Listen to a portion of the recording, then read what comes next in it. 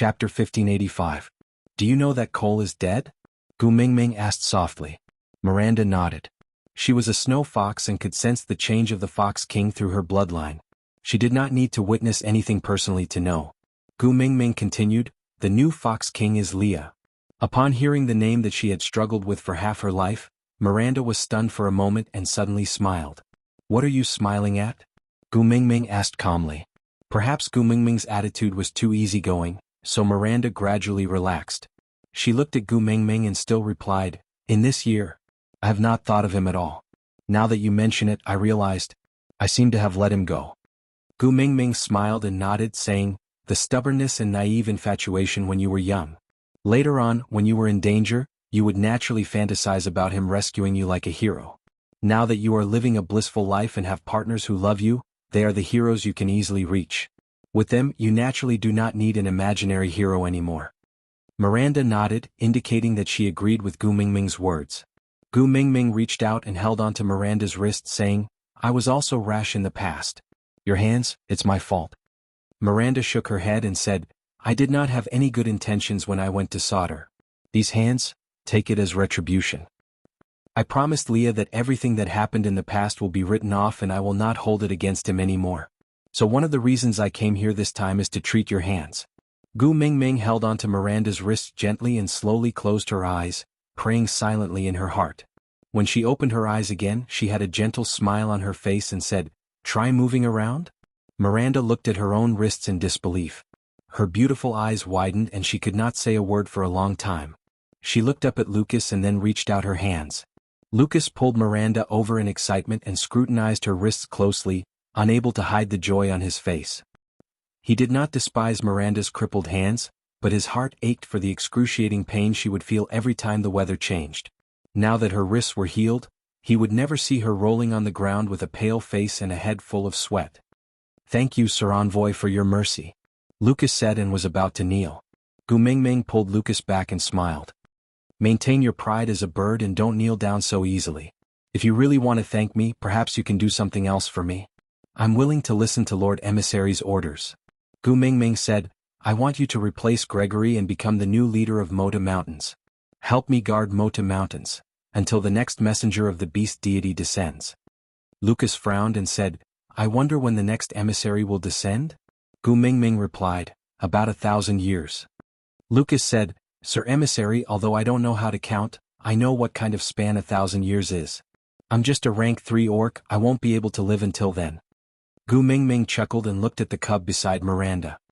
Even if you don't live to that day, you still have your sons, and your sons will still have sons, your descendants will definitely live to that day.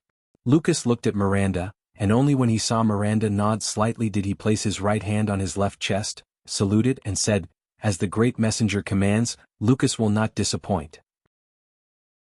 Chapter 1586.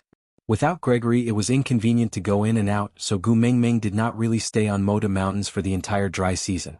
Instead, she asked Lucas to send them down the mountain after staying for 7 days. Gu Mingming stayed by the stream until the dry season ended, before setting off for the seaside with Elvis, Leah and Oriton. She had once thought that she would never set foot here again after taking the kiss of the ocean. Now that she was back, Gu Mingming could not help but feel as though a lifetime had passed. However, the tear of the beast deity was gone. She did not know if the kiss of the beast deity that Wang Xiaoxin had given her was still around. If everything that Wang Xiaoxin had given her was gone, then Gu Mingming really did not dare to go into the sea so easily. After all, little shit was not around. If she drowned, no one would be able to collect her corpse. Just as she was hesitating on how to go down, she saw a small head poking out from the surface of the sea. Only half a face was revealed, but it could not hide the clear, starry eyes. Once Gu Mingming met that pair of eyes, her lips would unknowingly curve upwards. Waving her hand, Gu Mingming shouted, Little Fei Rue? Great messenger, it's really you. Fei Rue swiftly swam out of the sea and transformed into a human the moment he reached the shore. Fei Rue was very happy to see Gu Mingming, but due to the obvious animosity between Elvis and Leah, Fei Rue did not dare to approach Gu Mingming.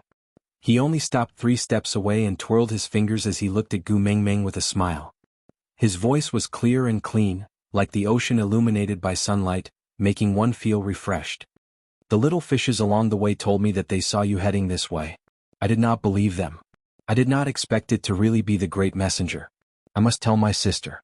If she knows that you are here, she will be very, very happy. Gu Mingming looked at the big boy in front of her and her heart warmed up.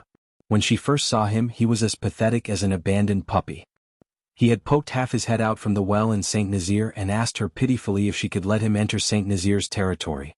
A mere second-level orc actually dared to start a war with Leah in the territory of land beasts, almost causing Leah to block that well to death. That tiny him was now a head taller than Gu Mingming. When Gu Mingming looked at him, she could no longer lower her head to look at him like she was looking at a child. Only then did he realize that Gu Mingming had been very busy these few years and had not seen Fei Rui for a long time. Twice a year he would bring the sea tribes to deliver salt and food to St. Nazaire, but the time Gu Mingming spent in St. Nazaire was decreasing, to the extent that she had not seen him for a long time. But even so, he never stopped running between the two places once or twice a year. Because he remembered Gu Mingming mentioning that he was the Prince of Bridges and also a tribesman of St. Nazaire. Gu Mingming and the rest set up camp by the seaside and met Melinda and Carter that night. Melinda's signature curly hair made her look even more alluring under the moonlight. Carter had broken through the boundary of rank 3 after mating and was now the only rank 5 beast in the sea. He looked even more formidable than when they first met. The two of them, one tough and one gentle, looked exceptionally compatible when they stood together. Gu Mingming could not help but stare in a daze. There was a strange atmosphere between the two of them. They were clearly two independent individuals, but it was as if they were the most complete when they stood together.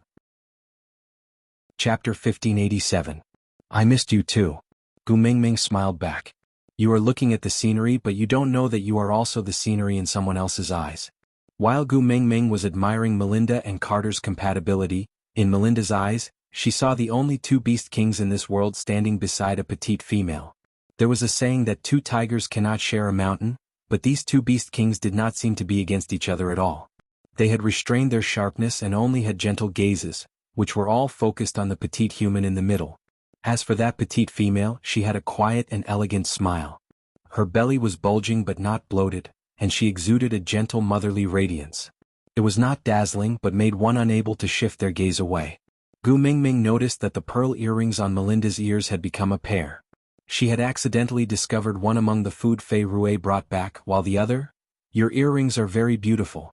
Gu Mingming praised without holding back. Melinda blushed and lowered her head. She glanced at Carter and pouted sweetly. I told him to find a similar one and polish it, but he refused to listen. He stubbornly searched the entire ocean to find this one that looked exactly the same. You don't even know that just because he brought the children to search for pearls, many tribes thought that we were invading them. We fought many ridiculous battles. Children? Gu Mingming asked with a smile. Melinda blushed and nodded. Bridges is now the strongest tribe in the ocean world. Because of the name bestowed by the messenger of the beast deity in Carter, a 5th-level beast holding down the fort, and the fact that we are not restricted by race, many members of the ocean tribes who lost their tribes came to seek shelter. These 3 years we have also given birth to many children, so... Gu Mingming looked at Melinda's blissful smile and felt a sweetness in her heart. When she had first established the Bridges tribe, she had only wanted to give Melinda and Kate an opportunity. It was like planting a seed in the soil.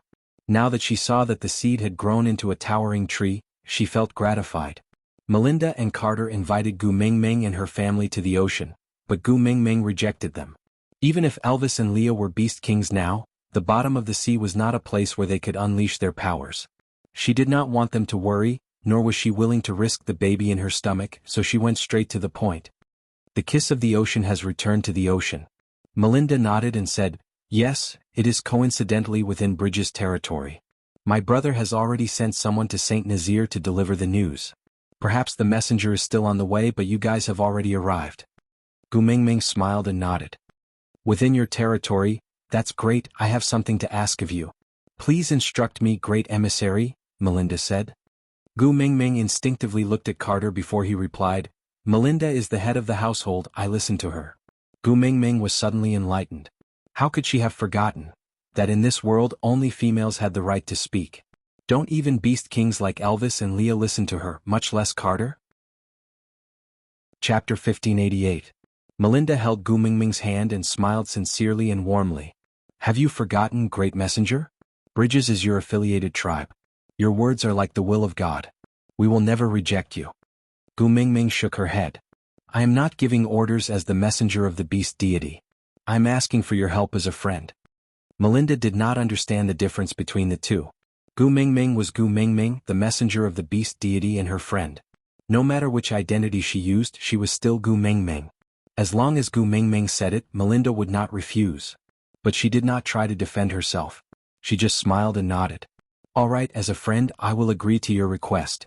Gu Mingming's heart relaxed after the official matters were settled. On the first night, Gu Mingming stayed at the seaside. Melinda and Carter led the mermaid tribe back to the deep sea. Waves of mermaids started blowing bubbles, which gathered together to form a huge bubble. Countless mermaids worked hard for the entire night and finally completed it the next morning. A huge bubble covered the corals. The seawater was a vacuum and the bubble was filled with oxygen. This allowed Gu Mingming and the rest to move around freely in the sea. After preparing all these, Melinda returned to the shore and invited Gu Mingming into the sea. Melinda's hospitality was hard to reject. Gu Mingming thought that since she was revisiting an old place, it would be a pity if she did not enter the first stop to search for the 7 treasures. Since there was a solution now, Gu Mingming was naturally willing to go. Elvis and Leah had never gone into the deep sea before. The last time Gu Mingming came, Little Shit had accompanied her. The two of them had been waiting by the shore. This was a rare opportunity, so they naturally had to accompany her. Melinda, Carter and Pei Rui each blew a bubble the size of an astronaut's helmet over the heads of Gu Mingming and her family. Oriton looked rather pitiful without anyone to take care of him. Without an oxygen mask he could not go into the water. But it was normal not to bring him along since it was a family trip. So he sat by the shore without any expression. He just watched Gu Mingming quietly, completely forgetting about him in her excitement. Anyway, it was not the first time. Oriton should be used to this kind of life. Aren't you going down? Pei Rui's large eyes shone with a clear light as she looked at Oriton timidly. Oriton looked at Gu Mingming. Seeing that she had heard Pei Rui's words, he turned around to look at her. When their gazes met, Gu Mingming smiled until her eyes curved into crescents. Why not? The seabed is so beautiful, let's go together. Oriton nodded his head expressionlessly, replying with a stiff yes. Pei Rui immediately blew a huge bubble over Oriton's head, then pushed him towards Gu Mingming's side. As he pushed, he said, "You are good at everything, just that your personality is too awkward. If you want to go, just say it. If you don't say it, who will know that you want to go?" Oriton turned his expressionless face to the side and said coldly, "I didn't say whether I wanted to go or not. She's the head of the family and I'm the guardian beast. I'm just following orders." Liar. Pei Rui's little nose was raised to the sky. He was no longer the little mermaid whose legs would cramp the moment he saw Oriton. After spending so many years together, he was already used to his zombie-like face. Moreover, he was very clear that although Oriton looked fierce, he was more loyal than anyone else. When he said that he would not let anyone bully him, he really did it. Aside from the topic. Chapter 1589.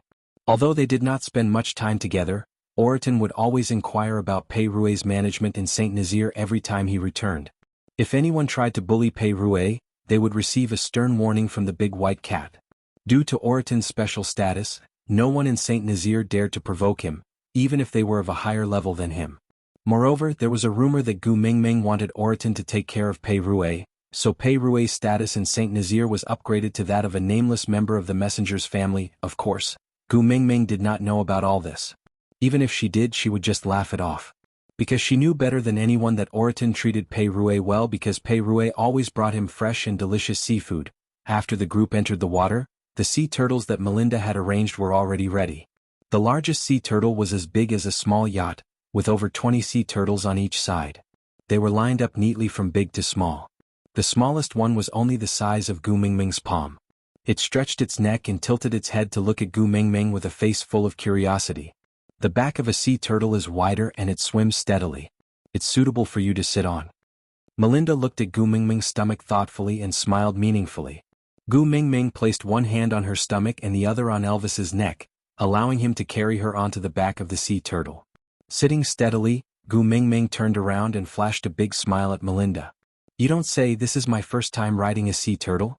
In my memory, only Xuanzang had such treatment when he was retrieving scriptures from the West. Haha, thanks to you, I can also experience the treatment of a senior monk from the Tang dynasty." Tap tap tap tap tap tap.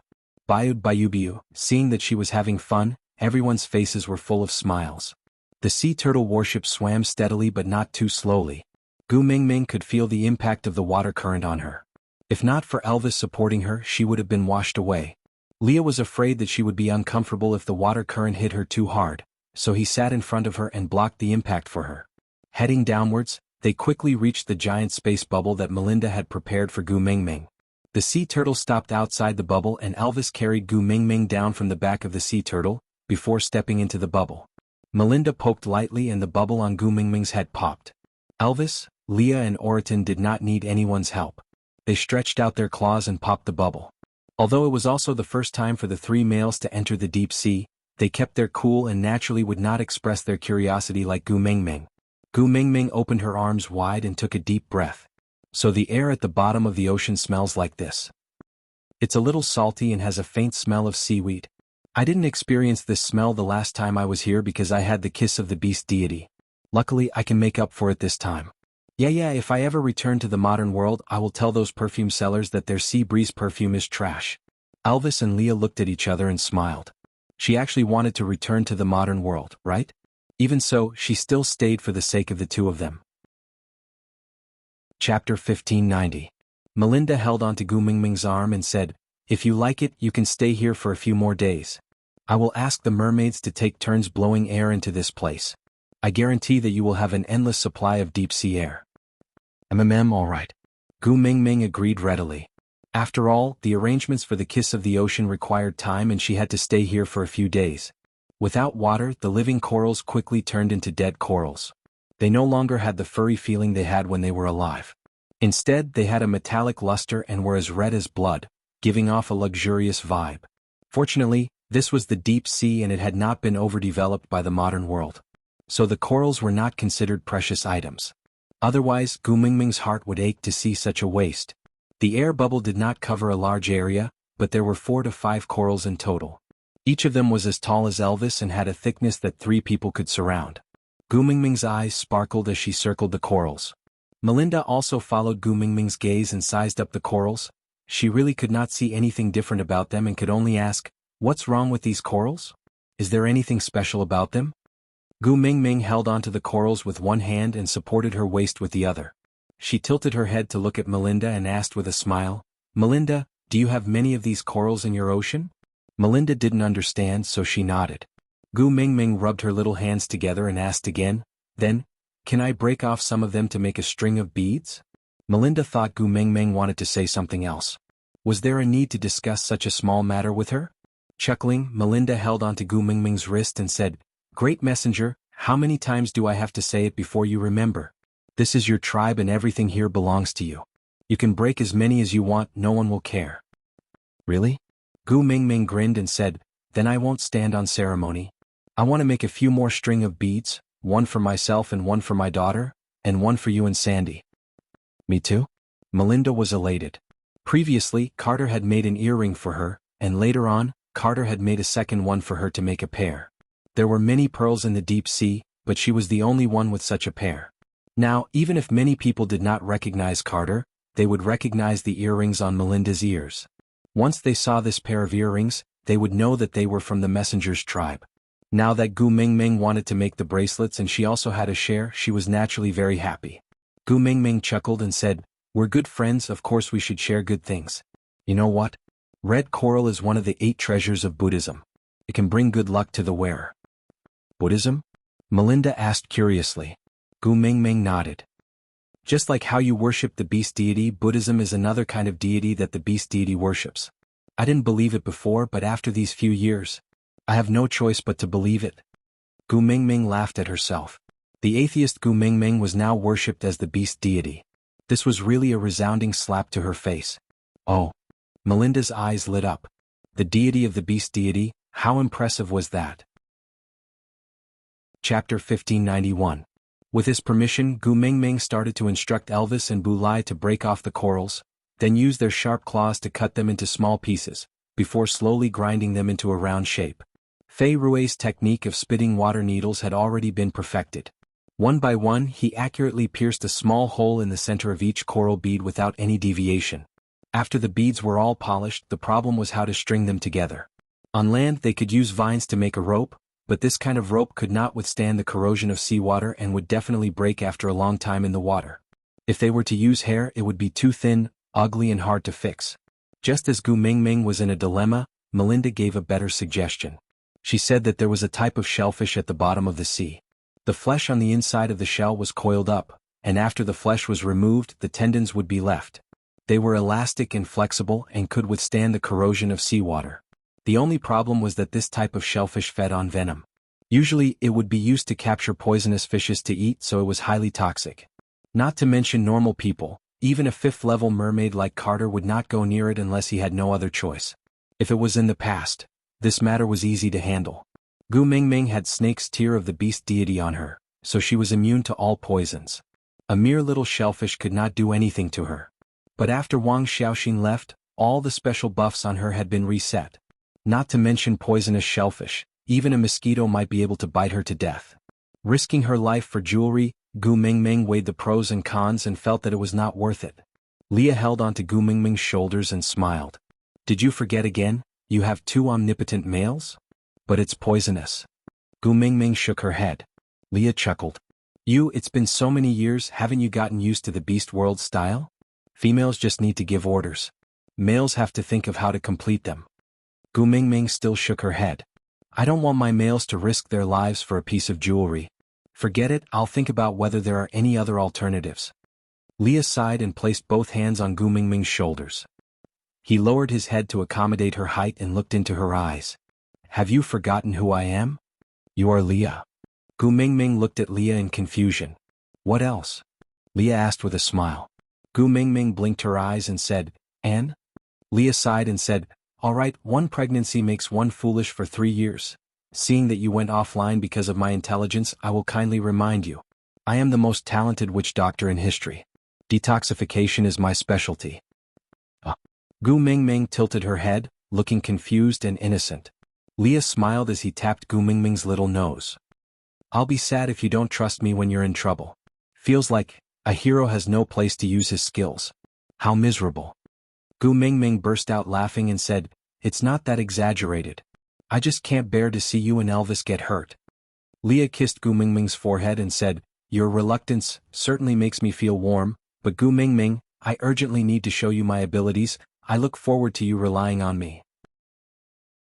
Chapter 1592. Yes, my queen.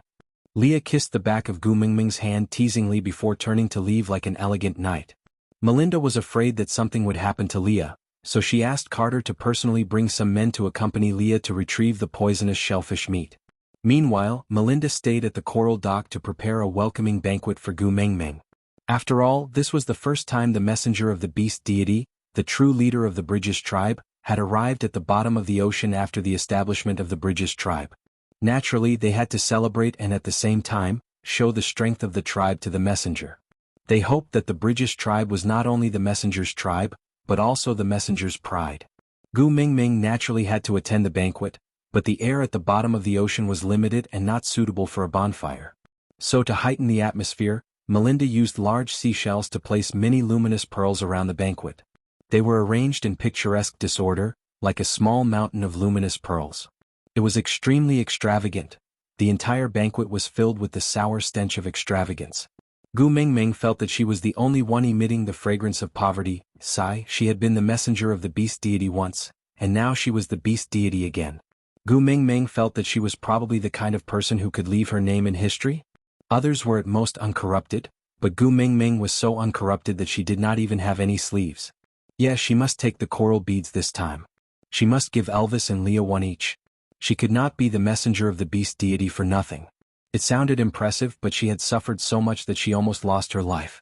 She would be letting herself down if she did not get some mental damage compensation.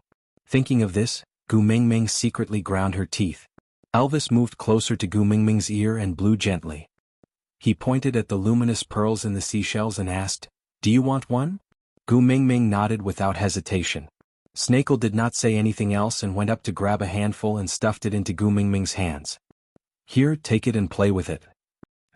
Gu Mingming instinctively looked around. Seeing that no one had seen them, she hurriedly put the luminous pearls back and said softly, This does not belong to us, it's not good to take it just like that. Didn't Melinda say that this is your tribe and everything here belongs to you? You can take whatever you want, there's nothing wrong with that. Elvis paused for a moment, then continued, if anyone has any objections, ask them to look for me. If you're not convinced, you can challenge me. If you win against Leah and me, you can snatch this stupid thing back. Gu Mingming was sweating. Elvis meant that if they gave it, they would give it. If not, they would snatch it, right? She poked Elvis and said, he's a beast king after all, it's not good to bully others like this. There's nothing bad about snatching things for my female. Elvis kissed Gu Mingming and grabbed another handful from the shell for her. Take it if you like it. The rules here are different from your world. Survival of the fittest, survival of the fittest. Power is the rule. Leah and I are powerful enough so we can set the rules and we will listen to you. Gu Mingming thought about it and felt that she should inform Melinda. After all, these things were taken out by Melinda and it would not be good for her to keep them without a word. So Gu Mingming pulled Melinda and asked, can you give me a few of these pearls? Chapter 1593. Gu Mingming followed Melinda's finger and almost fell over. Damn, what a flirtatious walk. A row of mermaids and orcs with different hair colors, with a human body and a fish tail. Their bodies were well built and smooth, unlike land beasts with bulky muscles, but rather well proportioned and slender muscles. The mermaid lines connected to the fish tail made one's blood boil and imagination run wild. Gu Mingming felt her nose heating up. She quickly pinched her nose and waved her hands at Melinda. Don't. A married woman cannot withstand such temptation. Please spare me. Elvis's face darkened the moment he saw Gu Mingming pinching her nose. The reason was simple.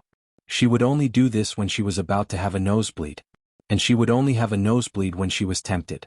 Even if he or Leah stripped her naked, she would not have a nosebleed. She would only have such a reaction when he and Bulai were entangled together in some ambiguous scene. So, this row of fish, haha, looks like it would be delicious if it was roasted. Gu Mingming had been glancing at Elvis the moment Melinda said she wanted to give Gu Mingming men. Naturally, she did not miss the murderous look in his eyes. She cupped Elvis's face with both hands and smiled. Hubby, calm down. Look at my pregnant belly. Why would I have such thoughts? Don't worry, I only want the items. I don't want any of them. Really? Elvis lowered his eyes and stared at Gu Mingming coldly. Gu Mingming nodded firmly. No, definitely not. Elvis thought about it and snorted. You also said you don't want Leah. You also said you don't want Snake? You also said you weren't interested in that Birdman a while ago. Gu Mingming felt that she had indeed been slapping herself in the face. She held her cheeks with both hands and looked up at Elvis. Hubby, my face hurts. Elvis was flushed by her cuteness and his lips could not help but curl up. He removed her little hands and pinched her chubby little face due to her pregnancy. If you know your face hurts, then don't do it again. Yeah, I won't do it anymore. Gu Mingming promised. Elvis then kissed Gu Mingming in satisfaction. Then he caressed Gu Mingming's tummy gently. After you give birth to a daughter, Leah and I will definitely make it up to you. It was not an exaggeration to say that Gu Mingming's legs immediately gave way when Elvis said that. She wasn't the one who wanted a mermaid to be her new lover. She was innocent. She was framed by Melinda. Sob, I feel so wronged but I can't explain myself. Seeing how Gu Nanbao was biting her handkerchief pitifully, Elvis's mood finally improved. He looked at the mermaid coldly and snorted without saying a word. He walked slowly to the main seat and sat down steadily. Carrying Gu Mingming in his arms, he sat in the most comfortable position for her to sit on as a human skin thermostatic chair. Intentionally or unintentionally, he played with Gu Mingming's long hair. That lazy and casual look made him look like King Zhou of Shang who was carrying Daji to court. Everything was ready. Melinda had no intention of waiting for Kate and Leah. After all, females were respected in the beast world. As long as she and Gu Mingming were present, the banquet could begin. The first performance was, of all things, that row of mermaids performing a dance. Chapter 1594. Elvis's eyes were still looking down at Gu Mingming. The redder her face became, the darker his face became. Gu Mingming only retracted her gaze obediently when she heard the sound of teeth grinding above her head. She buried her entire face into Elvis's chest. Actually, she did not have the intention to take in a new partner, but since he danced so hard, wouldn't it be a waste if she did not watch? But it would not be good to cause some family conflict just to feast her eyes, right? Even if a young man in the modern world wanted to peek at a lady, he would not dare to do it in front of his wife, right? Gu Mingming's little act of burying her face really pleased Elvis. The malevolence on his face disappeared instantly, and he only felt that this ostrich was so adorable. So he lifted her little chin and kissed her deeply on the lips. Acting as if there was no one else around, they were deeply entangled. He kissed until Gu Mingming's whole body went limp and was almost out of breath, before he released her reluctantly. He used his thumb to gently wipe away the remaining saliva at the side of her lips, gritting his teeth and saying, I can't wait for you to give birth to her today. Gu Mingming's face turned red because of the lack of oxygen. She pouted coquettishly and punched Elvis's chest, saying, If I give birth today, it will be premature. Elvis choked and said with a serious expression, That won't do. Leah said that you must be pregnant for a full month, or else it will not be good for you and your daughter. You still know? Gu Mingming glared at him. Gu Mingming could not be blamed for being pretentious, it was just that this brother's expression of desire was too obvious. She felt uncomfortable sitting on his lap. How many years had they been a married couple? Wasn't it just because she was pregnant that she could not have sex with him? Did he have to be so high profile and show how wrong he was in public for how long? All males in the world are the same, they are all animals that think with their lower bodies. Gu Mingming mumbled and stiffened her neck, not looking at Elvis anymore. Elvis shook his head helplessly and said, Silly girl, this is a display of my love for you. If I don't get hard when I see you, then what will happen to your future happiness? Don't be angry, it will affect your daughter badly. Gu Mingming became even angrier upon hearing this. She turned her head and asked, In your eyes, am I important or daughter important? Now that you have her, you don't care about me anymore? You're not afraid of my anger, but you're only concerned about whether your daughter will be affected? Elvis, doesn't your conscience hurt? Leah had told Elvis before that it was normal for pregnant women to be unreasonable due to their fluctuating emotions. Moreover, in Elvis's eyes, when had Gu Mingming ever been wrong? She was angry. It was obvious that he had said something wrong. He was the one who was wrong, not her. Since he was in the wrong, Elvis naturally apologized with a good temper, coaxing and teasing her. But just when Elvis was apologizing to Gu Mingming, a mermaid swam over and stood in front of Gu Mingming, saying, Mighty messenger, I am the third-level mermaid beast Jimmy, can I invite you to swim in the sea with me? I know a place with a beautiful view. I think you're dreaming too. Elvis raised his eyebrows and sneered, Let's see if you have the ability to take my female away from my arms. Jimmy did not seem to be afraid of Elvis, who was the Beast King, at all. In other words, males were fearless when it came to courtship. Chapter 1595. The corners of Elvis's lips curled up slightly, revealing a devilishly charming cold smile. No, you are wrong. I am not stopping you, I am giving you a chance. Jimmy tilted his head and looked at Elvis, as if he did not understand what was going on. Elvis stood up and placed Gu Mingming on the seat. Then he took an unknown fruit from the table and gave it to Gu Mingming. Xiaoming, be good. Sit here and eat some melon and watch the show. Hubby. Gu Mingming felt that this was the ocean and not Elvis's home ground. It was better to avoid trouble. She could just reject Jimmy, there was no need to blow things up. But Elvis cupped the back of her head and planted a kiss on her forehead. Don't worry, it will be settled very soon. Gu Mingming was speechless. Elvis let go of Gu Mingming and took 2 long strides to stand in front of the mermaid beast. With this comparison, Gu Mingming realized that Elvis was much more muscular than Jimmy. His body proportions were also better and firmer. It was just that he was always hugging her every day and rarely had the chance to show his body in front of her. As a result, Gu Mingming had almost forgotten how stimulating it was when she looked at Elvis from afar. She really did not know the true face of Mount Lu. It was only because she was in this mountain. Tsk, it was no wonder Elvis was angry just now. Hugging a mountain of gold and digging for potatoes, no one would be happy about who was the mountain of gold. While Gu Mingming was reflecting and criticizing herself, Elvis had already opened his mouth to speak. If you want to woo my female, shouldn't you first issue a challenge to me? Elvis lowered his head slightly. He did not need to release his pressure as the oppressive aura of a beast king completely enveloped Jimmy. Elvis chuckled. With the absolute confidence and calmness of a superior, he said calmly, Isn't accepting your challenge giving you a chance? We are in the ocean. Jimmy reminded. Elvis nodded and chuckled. There is no reason to stop a male from protecting his female, no matter where or who he is facing. Jimmy nodded in agreement and said, Okay. Since that's the case, let's compete in the ocean. This is not fair. Gu Mingming panicked and instinctively said, Elvis is a land beast, he can't breathe in the sea, how can he compete? Jimmy wanted to woo Gu Mingming and naturally would not go against her wishes. Whatever the female he liked said was right. All right, let's compete here and not in the sea, Jimmy compromised without any principles. But Elvis did not appreciate it and said, you don't have to give in to me, Hybe. Hubby. Gu Mingming was rather worried. Elvis stretched his neck left and right, then stretched out his long arms to hug Gu Mingming and kiss her. It's all right, I'm suffering from internal heat and need a cold shower to calm down. Just eat your melon and watch the show. Gu Mingming wanted to say something more, but Elvis pecked her on the lips again. He squinted his eyes and gave her a reassuring smile. Feeling helpless, Gu Mingming could only sigh and return to her original spot without making a sound. She silently watched Elvis and Jimmy walk past the edge of the bubble and into the sea. The sea was the territory of the mermaids. Even though Elvis was powerful, he had a very important weakness, which was that he only had one breath left. Chapter 1596. Gu Mingming gritted her teeth in her heart, but maintained a faint smile on her face. If Elvis lost, how was she going to reject this Jimmy later? While Gu Mingming was plotting in her heart, Jimmy had already launched his attack on Elvis. Jimmy was a righteous mermaid and disdained using underhanded methods. Otherwise he would have just lured Elvis far away and depleted his breath to win. There was no need for him to attack so hastily. Elvis replied with a cold smile. All is fair in war. Giving up one's advantage for the sake of so-called morality was not righteousness, it was stupidity. Elvis tried to move his fist. There was indeed a strong resistance in the water. Even if he swung his fist over, it would probably be useless. Thus, he gave up on the idea of a hand-to-hand fight and just stared coldly at Jimmy, waiting for his attack. Mermaids were extremely fast in the water.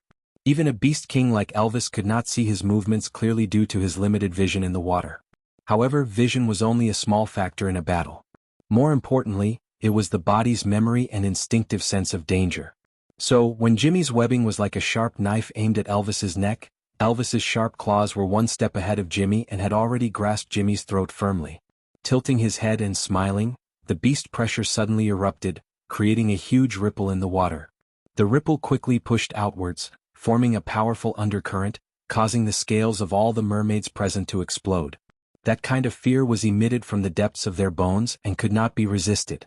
Jimmy was just a third-level beast and he was in such close proximity to the Beast King's pressure, so he naturally could not withstand it. His eyelids rolled back and he fainted, revealing his original form.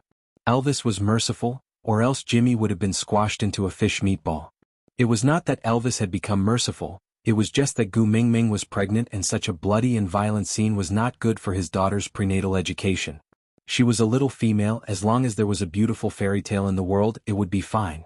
When Elvis carried the fainted Jimmy back into the bubble, the row of mermaids who were prepared to express their goodwill to Gu Mingming all sat upright and still, not daring to act coquettishly in front of Gu Mingming anymore. Elvis threw Jimmy in front of them and said calmly, "He doesn't look like he can take a beating, take good care of him." Yes. The mermaids understood that Elvis was indirectly expressing one word, scram.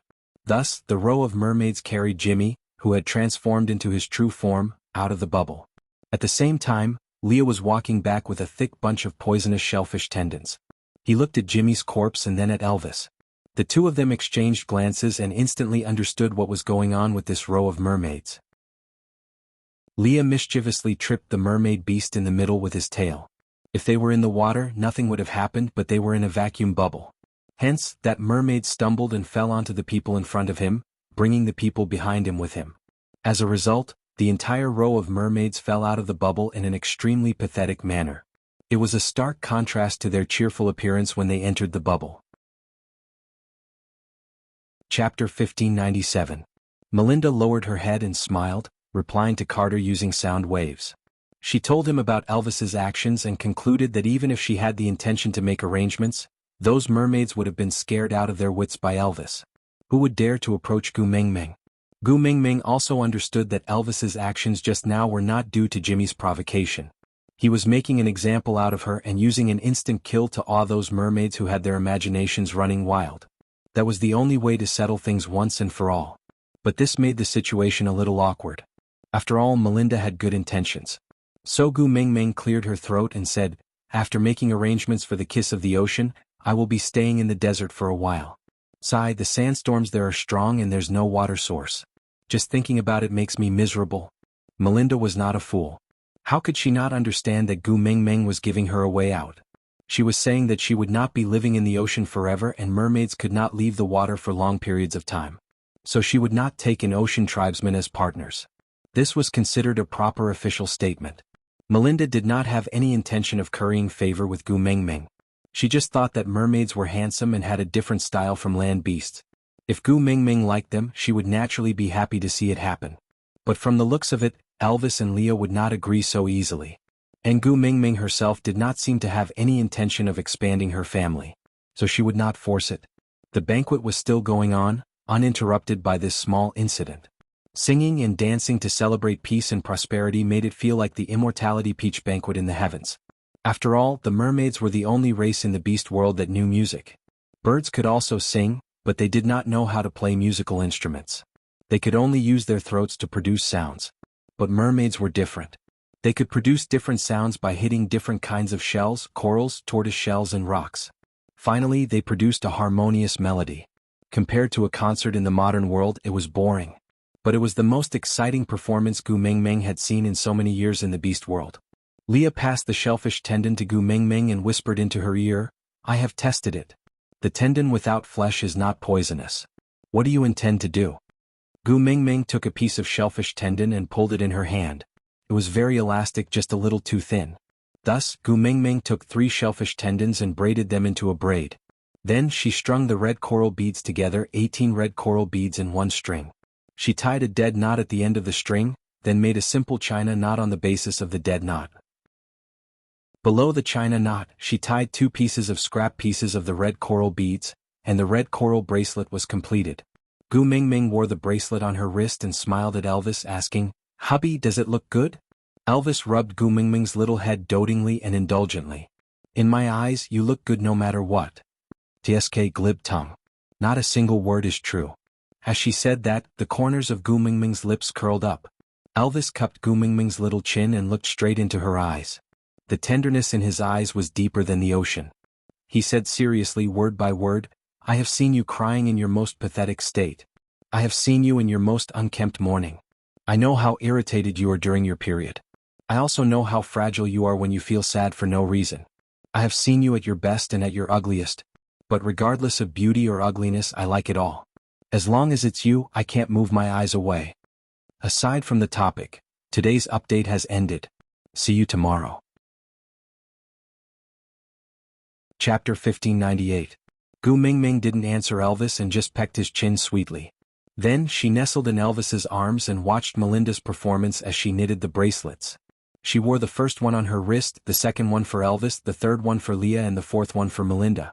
Gu Mingming finished knitting the remaining corals and shellfish tendons. There were still 7 left.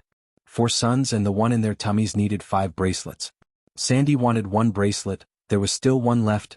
Gu Mingming's gaze swept around and landed on Oraton's face. Although they did not have that kind of relationship, Oraton was still Gu Mingming's guardian beast in the eyes of outsiders. She had to at least maintain her image, so Gu Mingming gave the last bracelet to Oraton. Oraton was a straight man and did not have much interest in jewelry. He was more interested in the plate of meat in front of Gu Mingming. But as a male he still had the bottom line. He really could not snatch a female's food.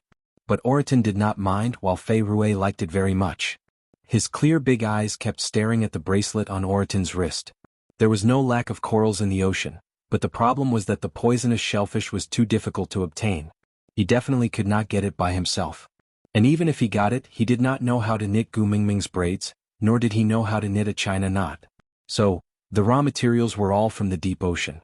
But as a prince of the ocean he did not have such a bracelet. Sob sob sob, he really wanted it. Oraton looked at Fei Rue and raised his hand. "You want it?" Fei Rue nodded honestly. "Is it very obvious?" Oraton was expressionless. "Yeah, every time I see meat it looks like this." Fei Rue smiled embarrassedly and did not reply. Oraton took off the coral bracelet from his wrist and handed it to Fei Rue. "This is for you." "Really?" Fei Rue's big eyes lit up. He looked at Oraton with admiration.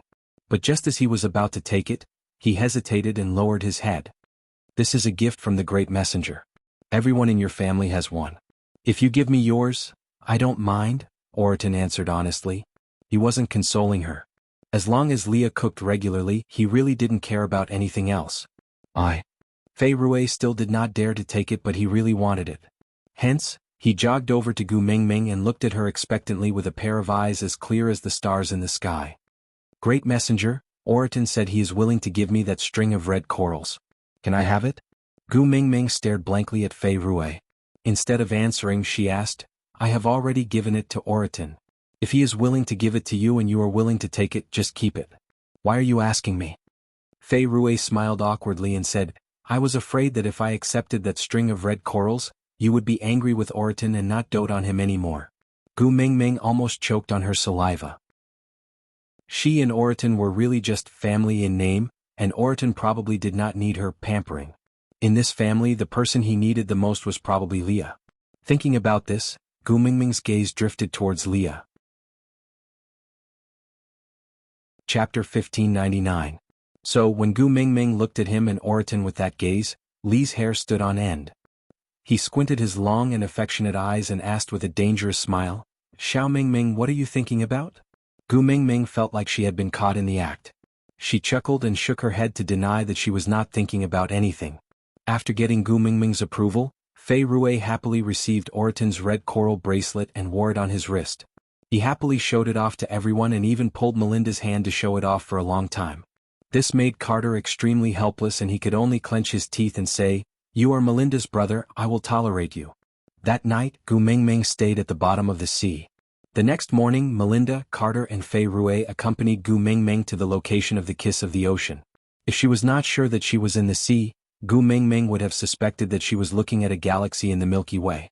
A black pearl floated in the center and the surroundings were filled with a layer of black poisonous fog. It looked like a Hollywood sci-fi movie where a galaxy was observed from a spaceship. However, the color was not dazzling and there was only dead black. There were many shells floating in the poisonous fog. The shells moved slowly, like the sloth lightning in Zootopia. They opened and closed slowly as if they were eating the poisonous fog. Gu Mingming did not have Snake's tear of the beast deity to protect her and did not dare to get too close to the poisonous fog. She could only stay at a safe distance and pointed at the poisonous fog. Leah, did you get the shellfish tendon from these shells yesterday? Leah nodded in agreement. Gu Mingming rubbed her chin and thought seriously. When I took the Kiss of the Ocean back then, it was in a huge shell. Do you think it was eaten by a poisonous shellfish like that? Fei Rui secretly bit his lower lip and pulled Gu Mingming's arm. He shook his head and said, No. No. Gu Mingming was confused. Fei Rui took a deep breath and tilted his head at Gu Mingming. He smiled and said to Gu Mingming, Do you know about the legend of the deep sea, great messenger? There was another legend? Gu Mingming was now a little sensitive to the word legend. Back in the desert, Higan told her a legend and then he died. In Moto, Grace had told her a legend and then Grace had died.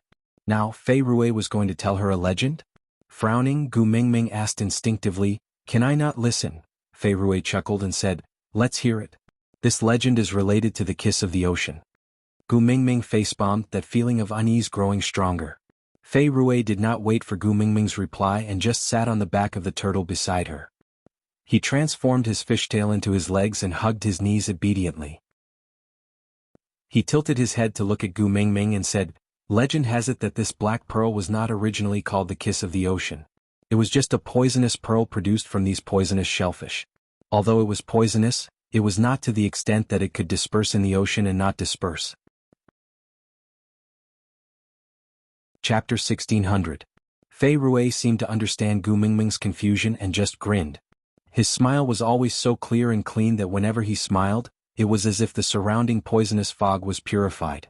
Fei Rui continued hugging his knees and looked at the black pearl in the middle of the poisonous fog. He took a deep breath before continuing. About 1,000 years ago, there was an extremely venomous snake that fell in love with a female. Gu Mingming was speechless and instantly immersed herself in the relationship between the characters. An extremely venomous snake. Little shit. Female. Wang Xiaoxing. The characters in the legend were all familiar people. This setting really hindered one's interest in listening to the story. Forget it, what legend? I'll just treat it as gossip. But this female didn't love him. She even hated him, rejected him, and wanted to kill him. Gu Mingming was taken aback. This version clearly did not match the truth. Gu Mingming did not forget the scene of Little Shit and Wang Xiaoxing reuniting. One said lovingly, I hate you so much, why did you make me wait for so long? The other said affectionately, Sorry I came back late. Putting aside the fact that Wang Xiaoxin had plotted for 1,000 years in order to resurrect little shit, she had lured her to search for the 7 treasures step by step, and even sacrificed her own son.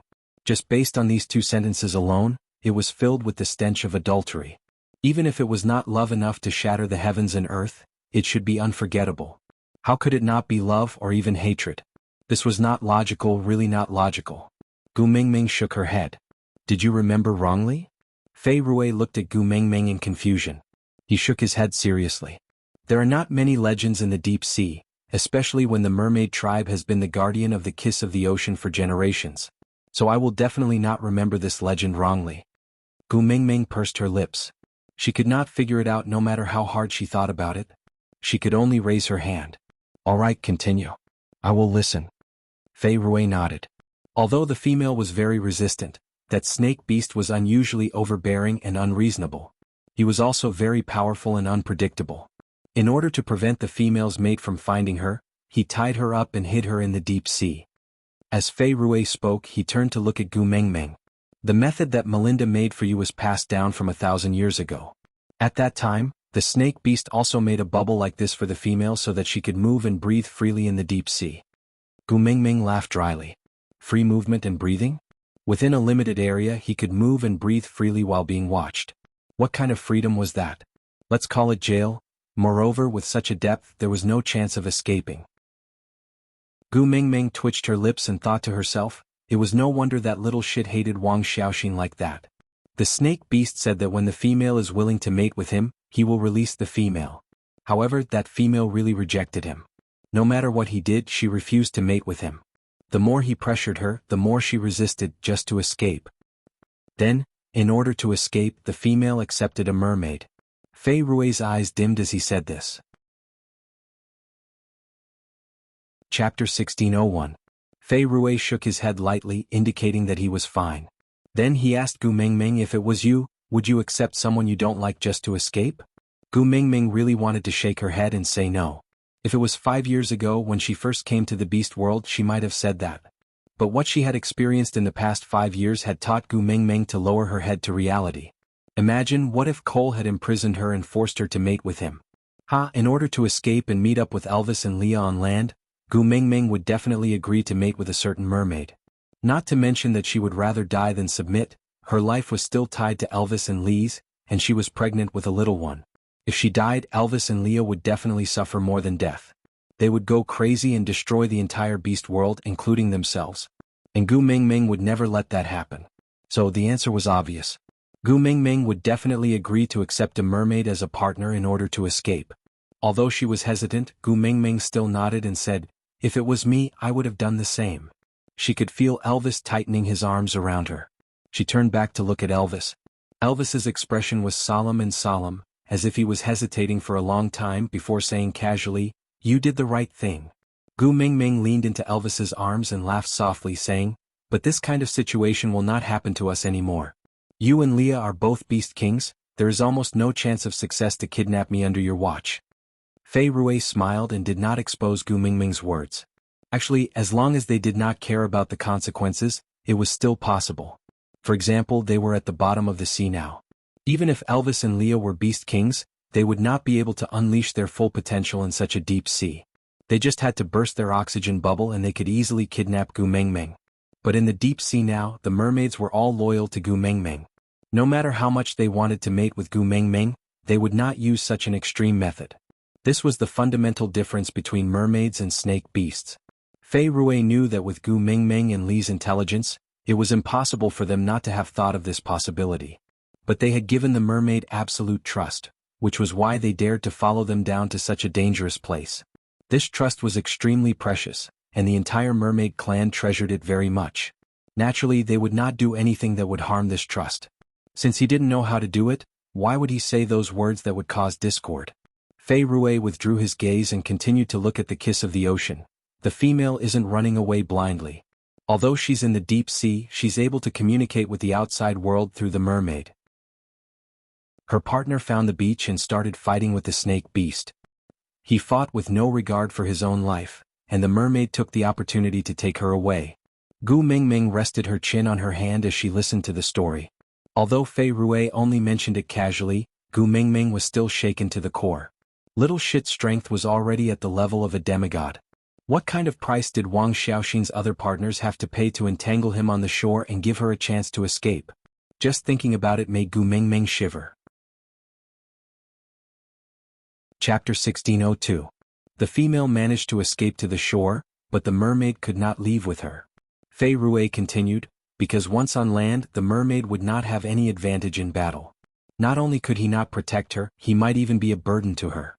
He could not waste the chance to escape that she had paid such a huge price for, so the mermaid decided to let the female leave by herself, while he returned to the sea to help her stall the snake beast, to fight for a chance of survival for her partners. Even if only one of her partners could leave this place alive, it would be a precious blessing to her. Gu Mingming caught an important point, which was that Wang Xiaoxin had agreed to mate with the mermaid, but this promise was not fulfilled in time, and the two of them were separated. In other words, the mermaid could not break through the level limit, and could at most reach the third level. A third-level orc challenging a demigod-level snake beast, calling it a challenge was an exaggeration, it was practically suicide. With Little Shit's fighting style, one whip of the snake beast's tail could directly turn him into a fish ball. The mermaid was obviously not the snake beast's match, but he still managed to stall the snake beast. Because he told the snake beast, he stole the female when the snake beast was not around, and only he knew where the female was hidden. Fei Rui turned to look at Gu Mingming. Isn't this lie very clumsy? If he really stole the female, why did he come back and walk right into the trap? Isn't running away the most logical choice? But perhaps it was because the mermaid tribe was simple and did not know how to lie, or perhaps it was because the snake beast was in a frenzy and could not differentiate the truth from the lies. Anyway, the mermaid's lie successfully attracted the snake beast's pursuit, and in order to fight for more chances for her partners to escape, he kept swimming deeper into the sea. Indeed, the mermaid had an advantage in speed in the sea, but this advantage only existed when the difference in power between the two parties was not too great. If Little Shit was only a third-level or fourth-level beast, the mermaid's strategy could have succeeded. But Little Shit was a demigod-level beast in the past, such a huge difference in level was enough to surpass the advantage of a race. Moreover, Little Shit was not an ordinary land beast, he was also considered to be his domain in the water. The mermaid was dreaming if he wanted to fight for time by swimming in front of Little Shit. Indeed, Fei Rui continued, unfortunately the mermaid was caught by the snake beast before he could run very far. However, the snake beast did not kill him. Instead, it hung him and the other partners of the female upside down on the shore, forcing the female to go back by herself. The female did not run far from the start. She had been lurking nearby. When she saw that her partner and the mermaid were captured and that their lives were in danger, she finally took the initiative to appear in front of the snake beast. Gu Mingming had guessed it. Although Wang Xiaoxin was frighteningly rational, he was at least not a selfish person who did not care about the lives of others, especially those who were caught. They were her partners. Fei Rui was silent for a moment before he continued. The female ate the black pearl with the snake beast's venom. She needs the snake beast to detoxify her every day, or she will die from the poison. In exchange for the safety of their partners. The snake beast did not imprison the female at the bottom of the sea. Instead, he allowed her to stay on land with her partners. However, she had to go to his side every sunset to detoxify him. Chapter 1603.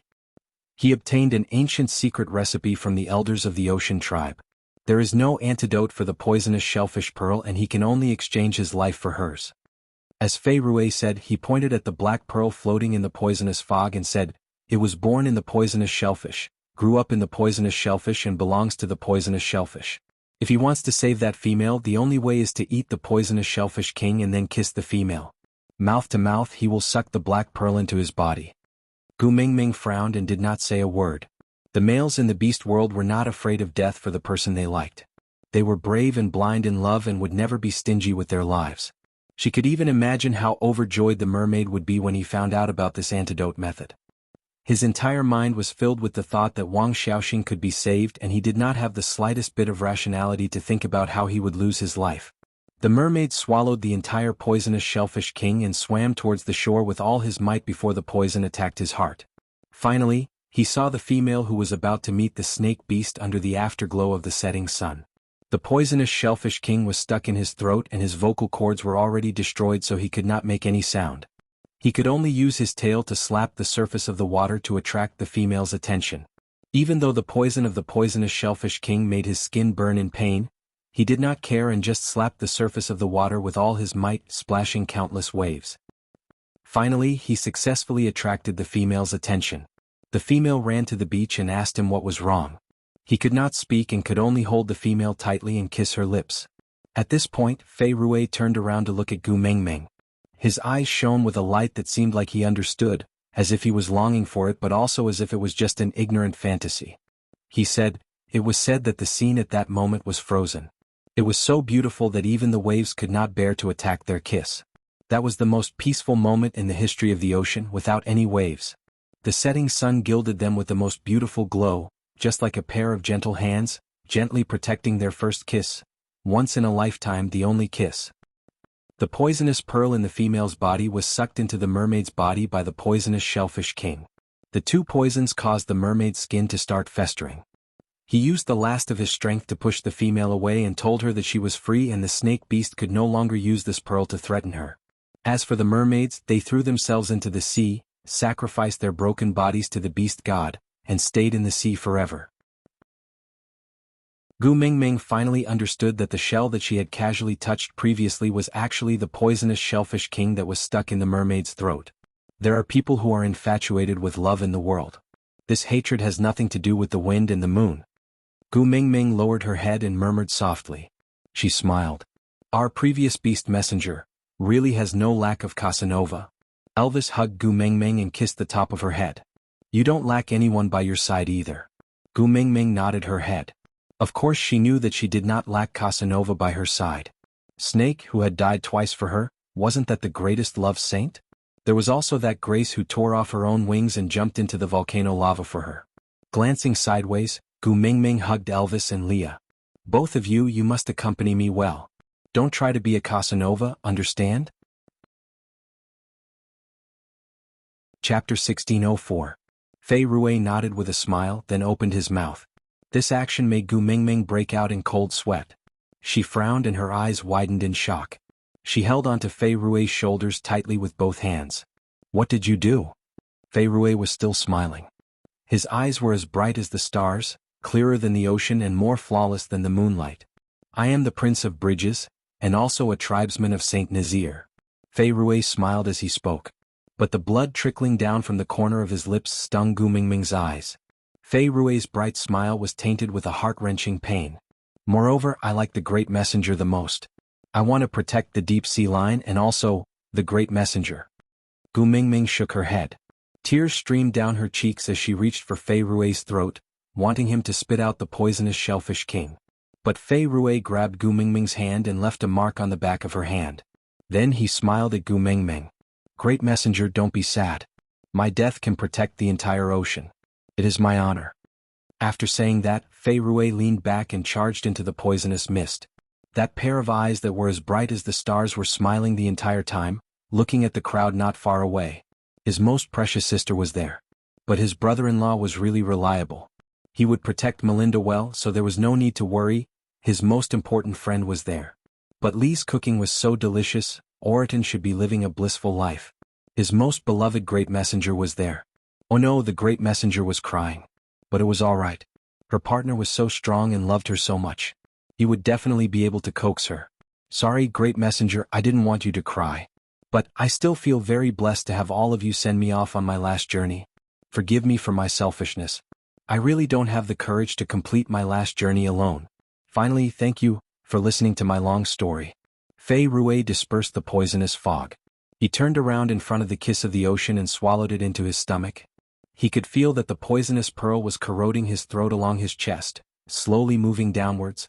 Great, it was sucked into the shell by the poisonous shellfish king. Fei Rui heaved a sigh of relief. Then he slowly closed his eyes. It was as if the Milky Way in the night sky had disappeared. There was not a single star left. Fei Rui. Gu Mingming felt a burning sensation in her chest. She screamed at the top of her lungs as if it was tearing her entire chest apart. How could this be? Why would Fei Rui do something so unexpected? Yesterday he was still acting coquettishly towards her, asking her if he could accept the bracelet Oriton gave him, but today, Melinda stepped forward and held Gu Mingming's wrist. Her eyes were red but she tried her best to smile. She said to Gu Mingming, "Great messenger, don't cry. Brother has long decided to do this. This is his mission. He is honorable and not tragic. Did you already decide to do this?" Gu Mingming looked at Melinda with reddened eyes. Melinda nodded and replied, "Ever since the day the kiss of the ocean reappeared in the deep sea, brother has been preparing for this." "Then why didn't you stop him?" Gu Mingming didn't want to blame Melinda because she knew that Melinda would be the most upset about Fei Rui's death. But she couldn't help it. Chapter 1605. I stopped him. Melinda glanced at Gu Mingming and then at Elvis. She didn't continue. Gu Mingming choked. She narrowed her eyes and asked Melinda, "So, those mermaid males you arranged yesterday?" Melinda nodded and said, "They are the most outstanding mermaids that I chose. They are willing to exchange their entire lives for a kiss from you." Gu Mingming really didn't know what to say. Her heart ached for Fei Rui, but other people's lives were also lives. Melinda seemed to know what Gu Mingming was thinking about, so she pulled Gu Mingming's hand and said, "I know I am very selfish, but if possible, I don't want my brother to sacrifice himself to protect the pearl. So I prepared those." Gu Mingming shook her head and said, "I don't blame you." Yes, she had no right to blame Melinda. Didn't she sacrifice Miranda's child to protect her own child? In times of life and death, human nature was always selfish. Gu Mingming looked at Melinda's bloodshot face that was still forcing a smile. In the end, she could not bear to scold her and could only sigh heavily. "You should have told me earlier. Maybe I could have stopped Fei Rui?" Melinda's eyes were bloodshot. Melinda forced a smile and shook her head. If no one swallowed the poisonous shellfish king to absorb the kiss of the ocean, this pearl would continue to release poisonous fog and attract all the poisonous shellfish in the sea. When its poison dissipates, this black pearl will become an ordinary pearl, and the kiss of the ocean will cease to exist. So, someone must sacrifice himself to absorb the kiss of the ocean back into the poisonous shellfish king. Only then can the poisonous shellfish king continue to nurture it. Only then can the kiss of the ocean still exist when the next messenger of the beast deity arrives 1,000 years later. There was no such thing as a cheat in this world for no reason. Every benefit you obtained was paid for by someone else in silence. But some prices were hidden and you didn't know. And some prices were displayed in front of you in a bloody manner, letting you know what guilt was. Gu Mingming clutched at her chest as she looked at Fei Rui, who was curled up into a ball and sleeping like a baby. She watched as his body was slowly corroded by the poisonous fog until it completely disappeared, turning into a puddle of black fog. And in the middle of the fog, there was a small shell that was half a finger long and 2 fingers wide. It opened and closed slightly and the poisonous fog was absorbed bit by bit. Fei Rui didn't even leave a corpse behind. His flesh and blood became nutrients for the poisonous shellfish king to nurture the kiss of the ocean. His flesh and blood became the nutrients for the poisonous shellfish king, Gu Mingming, Gu Mingming, and Gu Mingming. Gu Mingming looked at Gu Mingming. And the poisonous shellfish kings. Gu Mingming felt and felt. The poisonous shellfish king into Gu and Gu Chin Vi. Deng Gu Tian Mingming and Gu. Go. The shells of the poisonous shellfish broke into pieces and fell off, sinking into the deep sea and disappearing into the endless darkness. Without the protection of the shell, the shellfish flesh slowly turned into a black mist just like Fei Rui and was slowly absorbed by the poisonous shellfish king. All the poisonous fog quickly, Gu it and the Gu Li and the king and Gu the Lin the king, Li. Chapter 1606. The poisonous shellfish king fell into the mud at the bottom of the sea, and then the mud started to change at a speed visible to the naked eye. First, the color turned as black as ink, then the corals and seaweed on the mud withered and died as if their life was sucked out. Then they were sucked in by the black mud as if they had fallen into a swamp. The small fish that could not escape in time flipped over, then fell into the mud and were also swallowed. Gu Mingming recognized that this was no longer mud, but a swamp at the bottom of the sea. When she went to retrieve the kiss of the ocean, it was little shit who carried her all the way there. Now that she thought about it, if the person who accompanied her was not little shit, no one would have been able to withstand this poison. Even Snake would not have been able to withstand it. Was she going to suffer the consequences 1,000 years later for the sins she committed back then? She did not forget that little shit's skin was almost completely corroded by the poisonous fog, and his wounds were so deep that his bones could be seen. So now that she was the one who planted the seeds of evil, 1,000 years later, should she be the one to escort the next messenger of the beast deity to retrieve the kiss of the ocean? Without Snake's tear of the beast deity, she was no longer immune to all poisons. By then, she would probably die here, right? Wasn't it ironic that the mighty beast deity would die from the poison of the kiss of the ocean?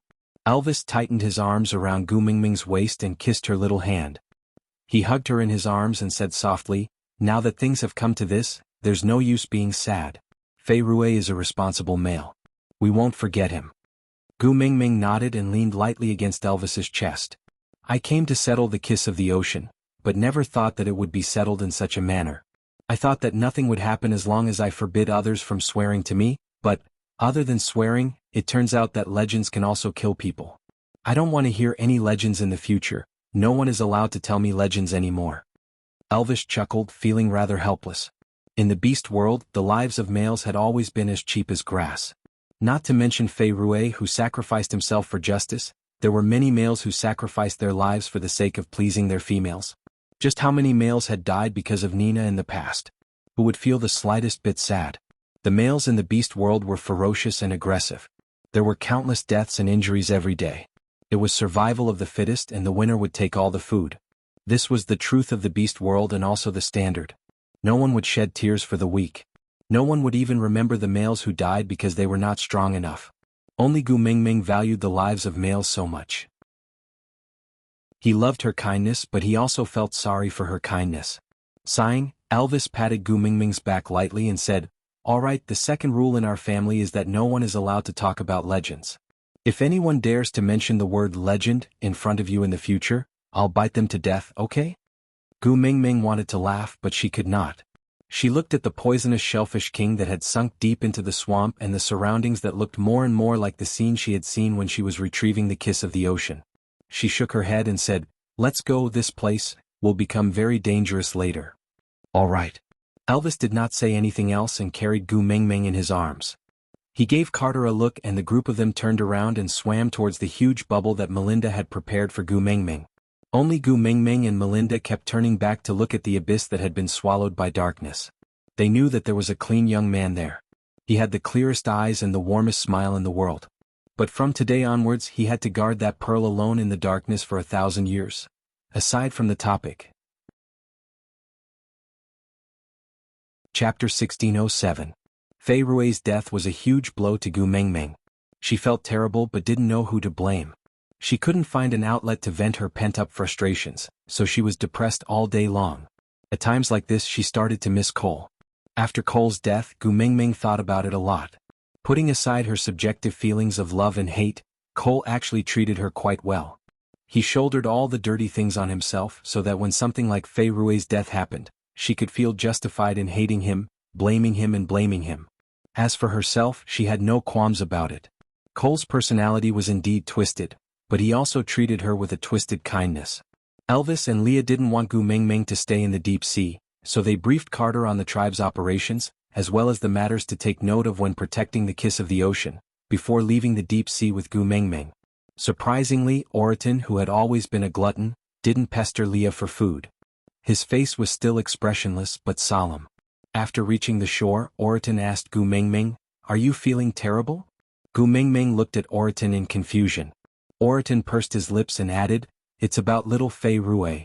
Gu Mingming's eyes dimmed as she nodded. Oriton asked, "Is it the feeling of having a hot stomach?" Gu Mingming smiled bitterly and nodded again. Oriton said thoughtfully, "Oh." After a long silence he spoke again, "So this is how it feels to lose a friend." Gu Mingming looked at Oriton in confusion. She wanted to ask him something but couldn't find the right words to express herself. But Oriton seemed to understand Gu Mingming's gaze and answered directly, "I didn't have any friends in the past. I only started to get closer to others after meeting you guys. You Elvis and Leah are strong enough, so this is the first time I've lost a friend." Gu Mingming patted Oriton's shoulder and said, "Someone once told me that not every separation can prepare you well. It will cause you pain and catch you off guard. So, cherish the people in front of you. While they are still by your side, do your best to treat them well. That way when they are caught off guard, our hearts won't be full of guilt. If only I had treated him better at that time, if only I had listened to him seriously at that time, if only I had listened to him seriously at that time, if only I had been tortured to a pulp." Oriton seemed to understand but not really. He nodded his head and looked back at the deep sea for the first time. He told himself in his heart that from now on, whenever he met someone he cared about, he would spare no effort to treat them well. After leaving the deep sea, Gu Mingming's last stop was Saint Nazaire. When she returned to Saint Nazaire, she saw Barit standing at the entrance of the tribe to welcome her from afar. Barit, whom she had not seen for a long time, had already matured. He was no longer the lone brave young man who blindly obeyed Gu Mingming's orders and helped her escape from Saint Nazaire regardless of the consequences. In the short span of 5 years, he had been polished by the word love, that he couldn't say out loud, and he felt a sense of vicissitudes. Other than Barit, Burke and Kanwu had also come to Saint Nazaire. Chapter 1608. The change of the Beast King was such a big matter, it was easy to find out about it.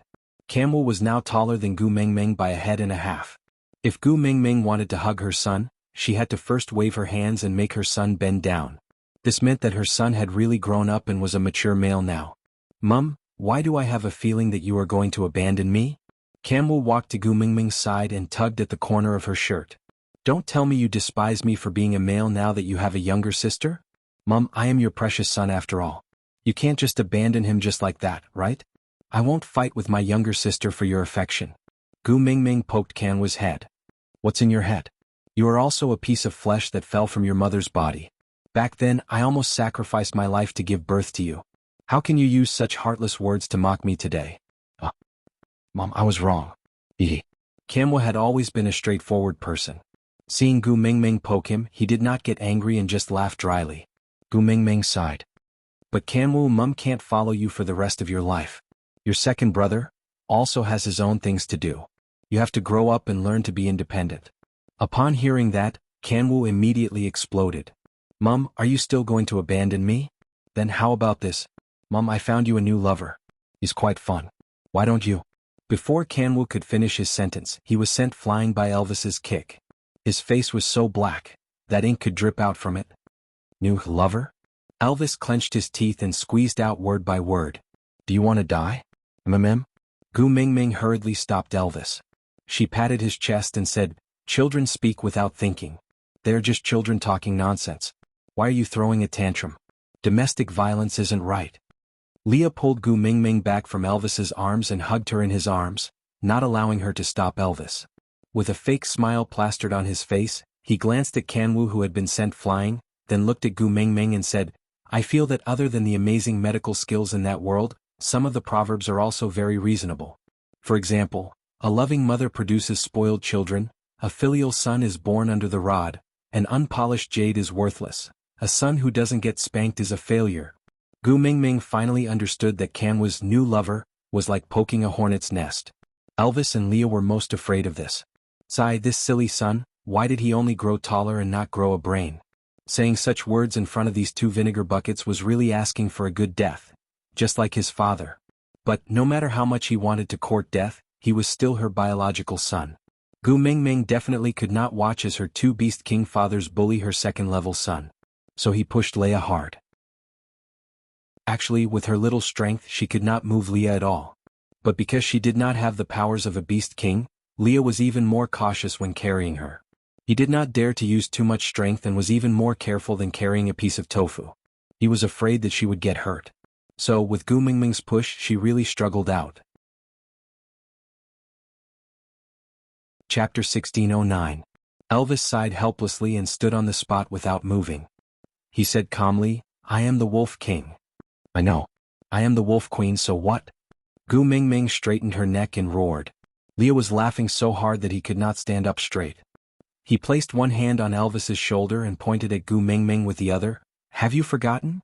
Gu Mingming said before, a pregnancy makes you stupid for 3 years. Haha, we are going to have a hard time these 3 years. Elvis sighed and repeated, "Queen, I am the Wolf King." Gu Mingming was bewildered by his laughter, but she could not lose her stance. She straightened her neck and repeated, "I know. So." Cough.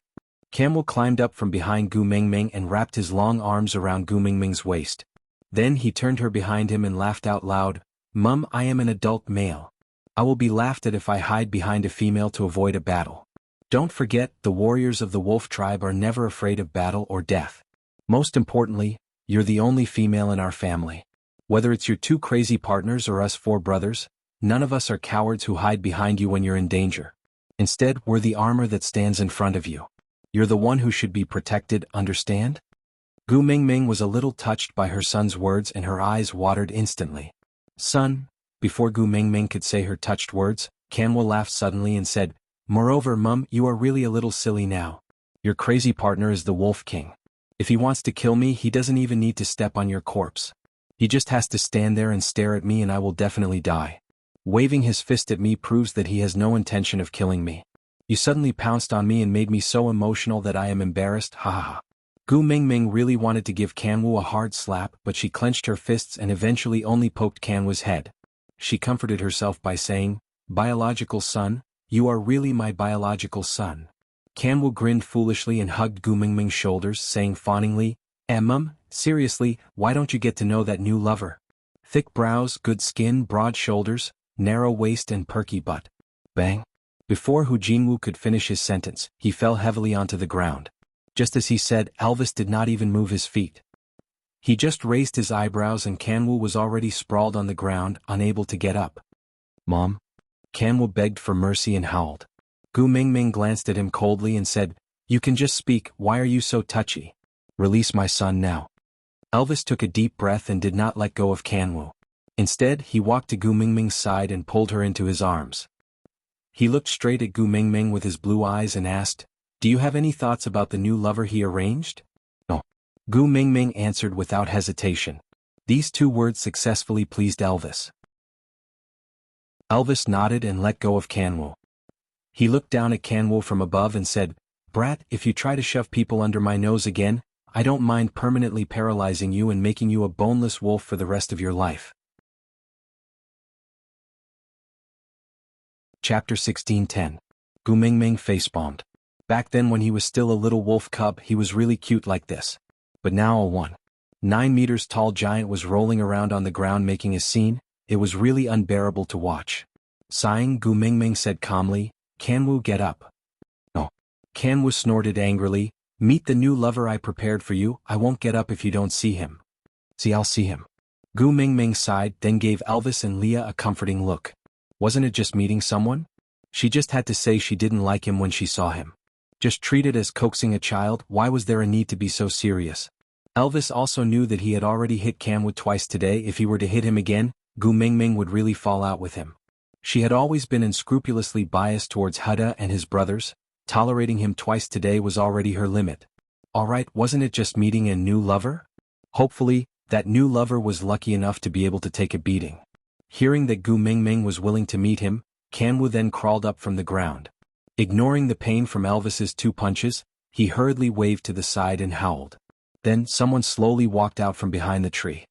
He tried his best to make himself look calm, but his stiff expression and hands that did not know where to place them showed how uneasy he was. Gu Mingming could not help but smile bitterly when she saw who it was. She looked at Kanwu and asked, Victor is the new lover you introduced to me? If I remember correctly, the last time I left Zacharias, I had already clearly rejected him. No matter what, Gu Mingming would not have any other thoughts towards a little tiger who was about the same age as her own son. She did not forget that the first time she saw this little tiger, he was rolling on the ground with Kanwu, fighting fiercely. In Gu Mingming's eyes, Victor was just like her son's classmate. Once again, Gu Mingming was not a strange auntie, she was not a pedophile. Kanwu pulled Victor and forcefully pushed him in front of Gu Mingming. He whispered into his ear, Let me tell you, this is really your last chance. If you don't grab hold of it, my mother will really fly away.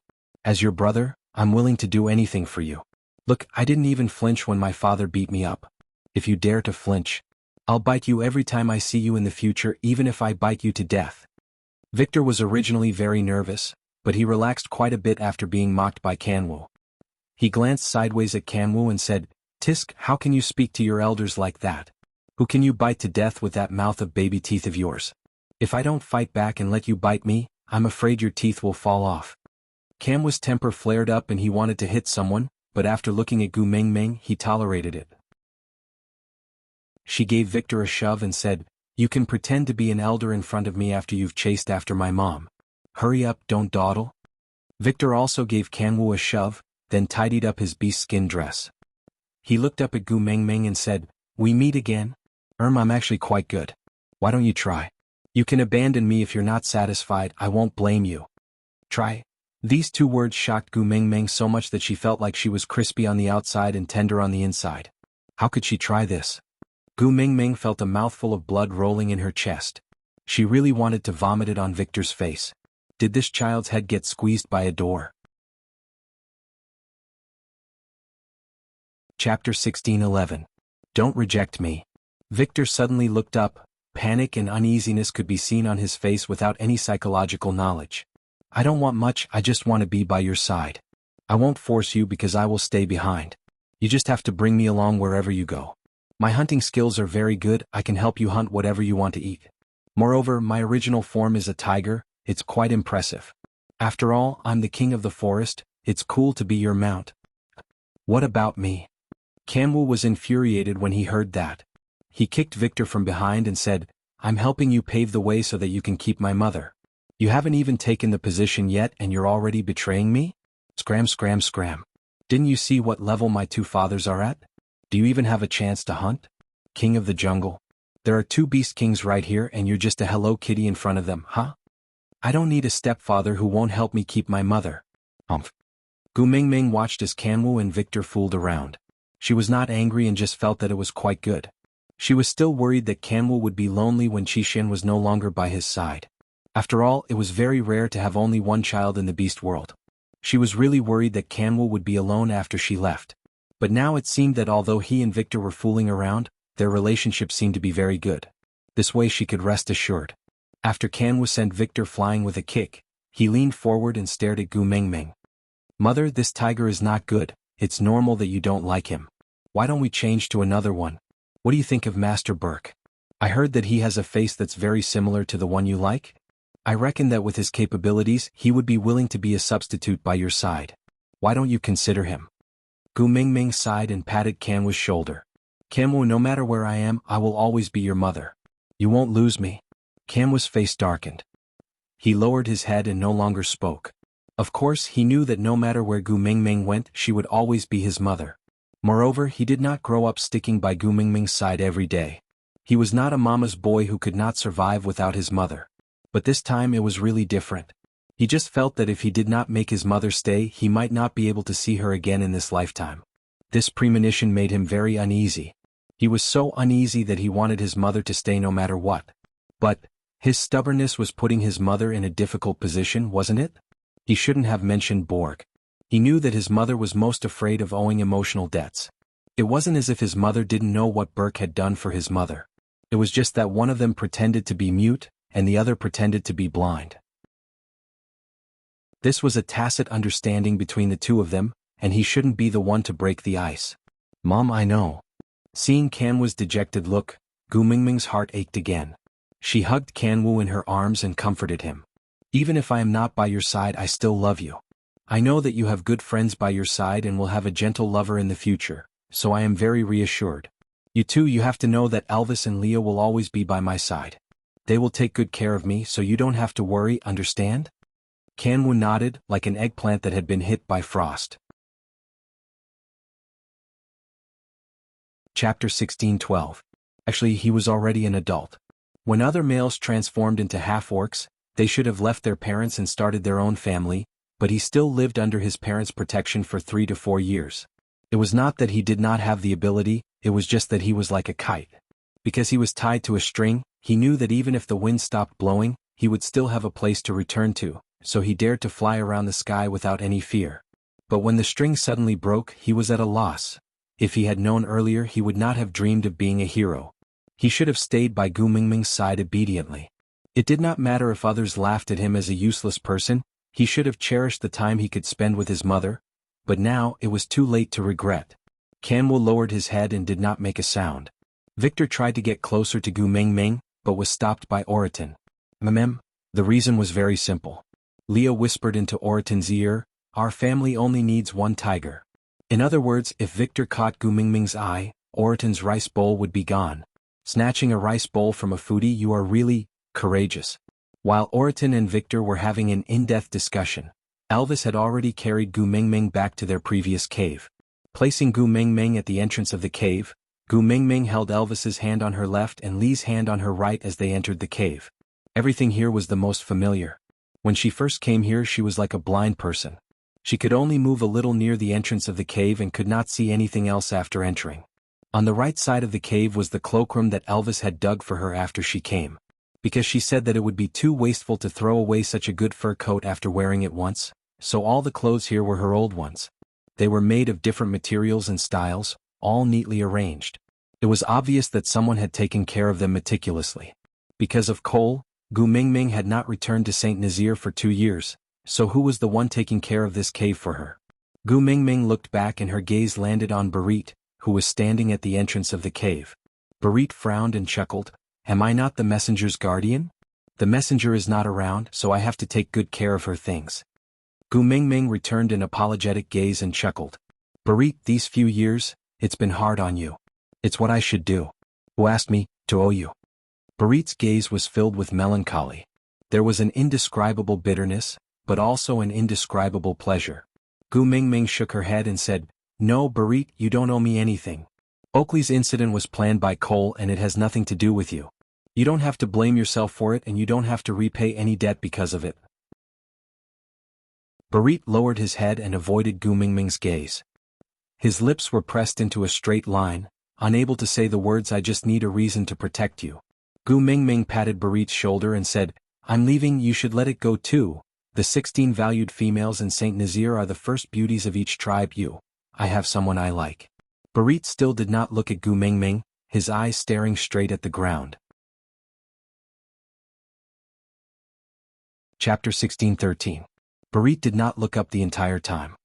He opened his mouth, but the words that had been swirling in his chest were eventually crushed and reshaped between his teeth. In the end, it became an unrecognizable Barit. Gu Mingming heaved a sigh of relief at the fact that she had a sweetheart. She had already harmed Snake and delayed Gregory. If she dragged Barit into this, she was afraid that she would not be able to sort out this list of emotions even if she used 1,000 years. But she did not realize that Barit's gaze, which had been staring at the ground the entire time, was looking at her shadow. After she turned around, Barit then looked up. The deep affection in his eyes was as deep as the ocean, with turbulent undercurrents. I did not lose you because I never got you, so to me losing is an extravagant term. But it's alright as long as you can be happy, I don't care about anything else. If you want to fly, then fly. I'll stay where I am and guard your things for you. No matter when you're tired and want to rest, everything here will be the same as when you left. You'll always have a familiar home, a familiar Barit, waiting for you at the same spot. That night, Gu Mingming gathered the 16 valued females for a bonfire party. They talked about all the interesting things that happened in Saint Nazaire in the past 2 years when Gu Mingming was not around. When Gu Mingming heard the 16 valued females praising Barit, her heart calmed down even more. Matters between women were never easy to resolve, but Barit was unanimously praised by the 16 valued females. Everyone said that he was a warm man who treated everyone especially well. Gu Mingming jokingly said that Barit was like the central air conditioner of Saint Nazaire, but Barit just smiled without saying a word. He was nice to the 16 valued females only because they were chosen by Gu Mingming. And every time he mentioned the 16 valued females, Gu Mingming would always have a proud look on her face. How was he warm to the 16 valued females? He was just guarding the things that she was proud of. It was no different from guarding the old clothes in that cave. Gu Mingming stayed in Saint Nazaire for a full 2 months, walking through every inch of the land. It was the salt lake where Elvis had first met her. She had molested Elvis here and tried to kill herself here. She had made a ruckus there for a long time. The platform of the deity's punishment when she first met Leah. At that time she had even called Leah Beauty, and Leah, Daddy. She had also saved Barit who was on the brink of death there and even fought with Nina there. Because of a nosebleed, Sandy had caused such a ruckus that she thought she was going to die, and the territory where she had dug potatoes and sweet potatoes, she had visited every place once with Elvis and Leah, recalling the scenes that they had experienced over the years. Everything that she had felt tragic back then had become sweet now. 2 months later, Gu Mingming had planned to make a trip to the Mecca desert before winter arrived and settle down the heart of the desert. Then she could die without any worries. But before she walked out of Saint Nazaire, she felt a sharp pain in her stomach. Gu Mingming clutched her stomach and her face instantly turned pale. Large beads of sweat started dripping down her face and she was in so much pain that she could hardly breathe. Chapter 16:14. So, when Gu Mingming furrowed her brows, he immediately knew what was going on. Elvis, original form. Elvis panicked and his mind went blank, completely unable to think. He could only rely on their years of tacit understanding to reveal his original form without saying a word when he heard Li's words. Leah placed Gu Mingming on Elvis's back and did not rush Elvis to return to the cave. Instead he said, "Stand firmly and don't tremble. Once Gu Mingming's first labor pain is over, carry her back to the cave immediately." Elvis did not even dare to nod and only blinked his eyes to show that he understood. He did not forget the pain of childbirth that the beast deity, oh no, Wang Xiaoxing made him experience in the illusion realm. Whenever he thought of that pain tormenting Gu Mingming, Elvis felt as if his heart was being stabbed by knives. If it was possible, he was willing to bear the pain of childbirth 10 times in exchange for Gu Mingming's current suffering. But unfortunately, this was the only thing in this world that he could not do for her. Other than feeling heartache, there was nothing else he could do. "I'm fine. I'm fine." Gu Mingming obviously knew what kind of torture her pain was to Elvis and Leah. She tried her best to smile. Even though her hair was instantly drenched in sweat and stuck to her face, she still tried her best to smile. She was afraid that these two fellows would go crazy and say something crazy like they were going to crush the child. Every time she gave birth, she had to fight her husband with all her might. This feeling was really terrible. "Don't talk, conserve your energy and stabilize your breathing." Leah frowned. He was really very conflicted about Gu Mingming's stomach. This was the child he had been looking forward to for 5 years. Even though it was not born yet, it was still a piece of his heart. But this piece of his heart was tormenting Gu Mingming so much. He could not deny that he had the urge to personally cut it off. Gu Mingming nodded and did as she was told. She adjusted her breathing according to the frequency of Li's raising and lowering hands. The pain gradually lessened and Gu Mingming finally revealed a big smile. She said, "It's all right, I can bear it. It's not that painful." Before Gu Mingming finished her sentence, Elvis had already shot out like an arrow. Before Gu Mingming could scream, Elvis had already placed her on the beast skin bed in the cave. Gu Mingming did not know if she should say it out loud. Bringing a pregnant woman. No, bringing a pregnant woman to ride a roller coaster was inhumane. Inhumane. Seeing that Gu Mingming did not look well, Elvis was extremely worried. He held Gu Mingming's hand with concern and asked, "What's wrong? Does it hurt again?" Gu Mingming snorted and turned her head away, not wanting to talk to this idiotic husky. Once Leah entered the house, he immediately asked Elvis to start a fire, while he quickly cooked all the food in the house, in preparation to replenish Gu Mingming's energy at any time. Oriton received Li's orders and brought the males of Saint Nazir out to hunt. Even though the males of Saint Nazir would always be out hunting at this time of the year and the surrounding tribes were already used to it, but this time, the two messengers had left their caves and the males were in a killing frenzy. No matter how big or small they were, they would not let anything go. Even the ferocious beasts that they would never touch during their hunts in the past were now ready to risk their lives and pounce on them, biting them to death and dragging them back to Saint Nazir. Chapter 16:15. This caused the surrounding tribes to be in a state of panic. Could it be that Saint Nazir was stocking up on food in preparation for a war with someone? But wasn't Cole already dead? Could it be that another great demon king had appeared? The surrounding tribes tried to send people to Saint Nazir to investigate, but the wild wolves and foxes surrounded Saint Nazir so tightly that not even a fly could pass through, not to mention the orcs. Originally, the orcs did not care about wild beasts, but, firstly, there were too many of them and secondly, these two types of wild beasts were obviously under the orders of the two beast kings. If they fought with them, it would be equivalent to directly challenging the beast kings. Haha, looking at the ferocious Saint Nazir tribesmen pouncing on their prey today, which tribe could withstand such a powerful attack? Even now, the two beast kings and the great messenger had yet to appear. Hence, the crowd could only return to their own tribes resentfully, and started to actively set up defenses, but did not dare to snatch prey from the Saint Nazir tribesmen at this time. Actually, there was no need for such a crazy hunt. The main reason was that there was a little loophole in the transmission. Leah told Oriton, "Prepare food to replenish Mingming's energy so that she won't be exhausted halfway through giving birth." "What will happen if she is exhausted?" Oriton asked. Leah said faintly, "2 lives in 1 body." Of course, Leah would not allow such a thing. By then, even if Gu Mingming would fight him to the death, he would definitely kill this daughter with his own hands to protect her. But Oriton did not know what Leah was thinking. He was a fool, 2 lives in 1 body, how could that be? Hence he hurried out to make arrangements. His originally expressionless face now furrowed his brows, and with a heavy tone he told everyone, "The great messenger needs food or else she will die." Hence Saint Nazir exploded. The great messenger will die because of a lack of food. How could that be? Barit did not believe it at first and wanted to see what was going on. But just as he reached the entrance of the cave, he smelled a strong scent of blood. He recognized this scent, it was Gu Mingming's blood. Previously, when she was plucking potatoes, she cut her hand and he was there too, so he recognized the scent of her blood.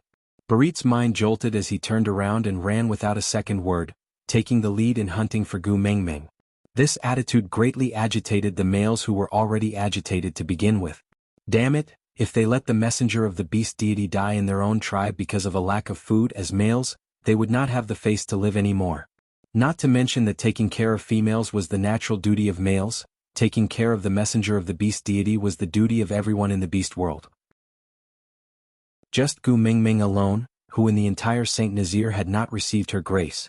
Which one of them had not benefited from her before? It was all thanks to Gu Mingming that the females and their families could comfortably survive the 2 seasons of winter and drought. Even if Gu Mingming was not the messenger of the beast deity, they would never let her die from a lack of food just because she was a person. And this kind of agitation would affect each other, just like adding firewood to a burning fire continuously. It would be strange if the fire did not burn even more. Gu Mingming was tormented by the labor pains in the cave. Without the tear of the beast deity, her hearing was not as good as before, so she did not know that there were rumors outside that she was about to starve to death, and needed all the food in the beast world to survive. If she had heard it, she would probably be so angry that she would fart her child out. Aside from the topic, this was the last time Susu told everyone about Heaven's vision in the beast world. Chapter 16:16. Leah made use of the time when Gu Mingming was not in pain to start a second fire to boil water. At this moment an uninvited guest appeared. It was a familiar face, Joshua, the current witch doctor of Saint Nazir, the first-level ape who had wooed Gu Mingming before. He was already a first-level orc when he wooed Gu Mingming. 2 years had passed and he was still a first-level orc. Let me do it.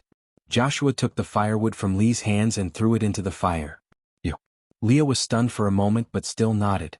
After all, it was normal for a witch doctor to guard the door when a female was giving birth. Even Leah had guarded the entrance of the cave when Nina was giving birth. It was just that Nina was the one laying the eggs back then, so it didn't take much effort for her to lay them. Although she smashed all the eggs in the nest and none of them survived, the rule of a witch doctor guarding the door of a female giving birth really existed. Moreover, the bellies of the 16 valued females in Saint Nazir had been unusually neat for the past 2 years. Every year, a few of them would get pregnant and give birth. As a result, Joshua, the newly appointed witch doctor, had more experience in delivering babies than Leah. So, since Joshua was the witch doctor of Saint Nazir now, he should naturally be the one guarding the door. Moreover, there were not many males in the family and they did not have enough manpower. Although Joshua was not strong in battle, his medical skills were not bad. Moreover, Leah had mostly learned theoretical knowledge in the illusion realm and it was all theoretical knowledge. It was his first time going into battle personally. Leaving someone with actual combat experience at the door would at least be of help. Moreover, that idiot Oriton had already brought everyone to hunt. Now he could not even catch one to stay back to help. Looking at the mountain of animal carcasses in front of his house, Leah really wanted to pinch Oriton to death. But, rather than letting this idiot stay in the cave to create trouble, it was better to let him go out and go crazy. Anyway, winter was coming and these prey would not go to waste. After Gu Mingming gave birth, he would arrange for these prey to be distributed to the 16 valued females to tide over the winter. Anyway, as long as that glutton Oriton did not come back at this time to create trouble and harm Gu Mingming, Leah did not care about anything else. With Joshua in charge of boiling pots of water at the entrance, Leah had the time to accompany Gu Mingming in the cave. Her labor pains were getting more intense. Based on the childbirth knowledge he learned in the illusion realm, Leah knew that it was not long before Gu Mingming gave birth. Gu Mingming, who had experienced childbirth once, knew that her precious daughter could not wait to see her. Gu Mingming knew that her baby daughter could not wait to see her. It was just that Gu Mingming had never thought that foxes were so much bigger than wolves. Why did it feel even more painful than when Kanwu was born? The labor pain came again and Gu Mingming screamed her lungs out. She gripped the beast's skin beneath her with all her might and clenched her teeth, concentrating all her strength on her abdomen to push the child downwards. Elvis hugged her head just like what Leah did when she gave birth to Huda and his brothers. His blue eyes were filled with heartache, as if a blunt knife was constantly cutting his heart. Elvis brought his hand to Gu Mingming's mouth and said, "Bite me if it hurts." He remembered that Gu Mingming had taught Colin this when Sandy was giving birth. Chapter 16-17. This was clearly not a fox's head but a baby's head. Ah! Gu Mingming screamed in pain. As she exerted force, the baby's little face was already exposed. Leah wanted to lick the placenta but, it was not a fox and did not have a placenta. How could he lick it? His tongue was already out, but he froze on the spot, not knowing what to do. Elvis glared at Leah and said, "What time is it now? Why are you still in a daze?" Leah did not know how to describe his feelings at that moment. He had been through many storms, but now he was at a loss of what to do. He had all the theoretical knowledge, but he was not mentally prepared. For the past 10 months he had always thought that he would be delivering a little fox, but this little fox was quite different from what he imagined. Gu Mingming exerted force again and the baby slipped out. Leah was shocked and hurriedly caught his little princess. His eyes brimmed with tears as he looked at Gu Mingming, who was gasping for air like a fish out of water. He choked with sobs and said, "Mingming, it's been hard on you, thank you. I love you." "Don't talk nonsense." Gu Mingming said weakly, "Bite off the umbilical cord, tie a knot, then carry her for me to see." Yeah. Leah did as he was told, using warm water to wash the child clean before wrapping her up in a soft beast skin and placing her beside Gu Mingming. He kissed her face and said, "This is the first time I've seen a newborn that is a complete female, and this most special child is our daughter." Leah nodded and said. Gu Mingming smiled as she looked at the little red person in her arms. Her motherly instincts were radiating. Gu Mingming kissed her precious daughter, then looked at Leah and asked, "Aren't you going to kiss her?" Leah shook his head and said, "Other than you, I won't kiss anyone else." Gu Mingming chided, pretentious. But she did not say anything else. Elvis saw that Gu Mingming's delivery was rather smooth, and heaved a long sigh of relief. He handed the baby over to Leah, then laid Gu Mingming down properly. As they tidied up the messy room they said, "Maybe, now is the best chance." Leah was taken aback. He looked at the newborn baby girl in his arms, feeling extremely reluctant. Before they met, he could ruthlessly say that he wanted to kill her to protect Gu Mingming. But after witnessing her birth with his own eyes, Leah felt that he now had two hearts, one for Gu Mingming and the other for the little princess. No matter which one he cut out, it would still hurt. But Elvis was right. Thanks to Oraton, the entire beast world now knew that Gu Mingming's life was in danger. This was the best opportunity. After all, even acting couldn't be that realistic. Turning back to look at Gu Mingming, who had fallen into a deep sleep on the bed, then at the soft little child in his arms, Leah hesitated for a moment before nodding his head. "Kamwa happens to be here. Let him take care of this little sister." Lee's gaze was fixated on his youngest daughter's face. She had her eyes shut and was sleeping soundly like her mother, completely unaware that she had to be separated from her daughter the moment she was born. Every word that Leah said was like a sharp needle that pierced his heart. This child was equally precious to Elvis. As long as it was Gu Mingming's child, it would be his treasure. How could he bear to part with this little baby?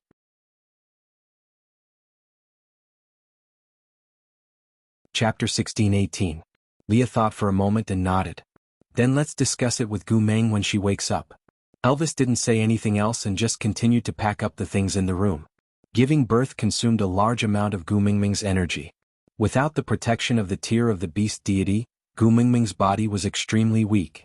After sleeping for a full day and night, Gu Mingming slowly opened her eyes.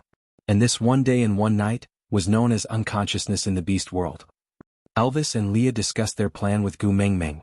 Gu Mingming couldn't bear to part with her newborn daughter, but she also knew that this was the best opportunity. If she didn't make use of it, it would be extremely difficult for her to escape in the future.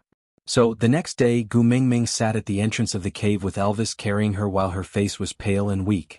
Strangely, there was no wind within a kilometer radius around Gu Mingming. Obviously, this was Gregory's protection. Gu Mingming called Kanwu over and handed her daughter to him. She instructed him to bring her to the Snake King Valley and hand her over to Qixuan. Kanwu looked at his mother's weak state and his eyes turned red. He clenched his teeth and couldn't say a word. In the end he just nodded his head cautiously. Gu Mingming's heart was filled with guilt. She made up her mind to explain everything to her son after the act. A mother faking her own death to deceive her son. Haha, there shouldn't be a mother more mischievous than her in this world. But she had no choice now. The more sorrowful Kanwu acted, the more real the news of Gu Mingming's death would be. Anyway, it was difficult for females to give birth. Many females had died giving birth to females, so the credibility was not low in the first place. Coupled with Oraton's hard work, no one would suspect that Gu Mingming had a difficult birth. In front of everyone, Gu Mingming's hands dropped and she acted out the beauty fades. It was a beautiful death. Elvis and Leah released their Beast King aura at the same time and pretended to lose control. They did not do it for any other reason than to prevent others from coming forward to cry. As long as they neared, they would realize that Gu Mingming's tightly shut eyelids were trembling and her eyeballs were rolling non-stop. Then all their efforts would be wasted. After pressing everyone onto the ground, Gu Mingming hurriedly carried her little daughter in her arms, while Elvis carried Kanwu and Oraton on his shoulders. Leah carried Gu Mingming and her mother and quietly left the tribe that the two of them had created. Gu Mingming stood at the entrance of Saint Nazaire and could not help but look back. This was the hard work of Elvis and Leah, and also the tribe that she had been working hard to protect for the past 5 years. This place contained too many memories between them. There were joys and sorrows. Those small matters that did not matter in the past had now become precious memories. It was as if they weighed 1,000 pounds, causing Gu Mingming to be unable to move her feet. What's wrong? Elvis sensed the sadness on her face and asked with heartache. Gu Mingming looked up and met Elvis's blue eyes. Her voice was a little choked up as she said, "Hubby, are we going to have no home from today onwards?" In these 5 years, Gu Mingming had stayed in many places, be it the cave at the Snake King Valley or Sauter's Stone Castle. But only this cave at Saint Nazaire could be called home by her. Chapter 16-19. But it was different this time. She was really going to leave. A person who was already dead probably wouldn't be able to come back. Elvis rubbed Gu Mingming's little head. He was already used to her melancholy. He kissed her face and said gently, "Wherever you are, that's where our home is. Don't be sad, Leah and I will always accompany you." Gu Mingming was taken aback for a moment, then she smiled and nodded. Yeah, the cave was not her home, only being with Elvis and Leah was the feeling of home. If not for the two of them, what was the point of her guarding the cave? Although those memories of the past were precious, they would not disappear just because she left Saint Nazaire. It was just that without those traces of remembrance around her, she might slowly forget many things. But so what? As long as the two of them were still by her side, they would have even more precious memories, right? With that thought, Gu Mingming's mood became much better. She hugged Elvis's neck and kissed his face, saying, "Yeah, you're right." Passing by the lake where she first met Elvis, Gu Mingming suddenly laughed. "Huh?" Elvis asked her with a single syllable, asking her what she was laughing at. Gu Mingming said, "I feel that you guys are right to call me a little liar. I seem to have been lying since the first day I came to the beast world." Elvis frowned and asked, "What did you lie to me that day?" Gu Mingming sniffled and smiled. "I said that I would not take responsibility, but look at me now." Gu Mingming tugged at her collar and said, "Not only did I get a partner, I even gave birth to a son for you.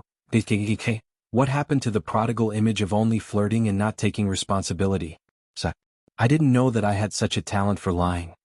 Elvis also smiled and pinched her little face, saying, "In this lifetime, I only ask you to keep one promise.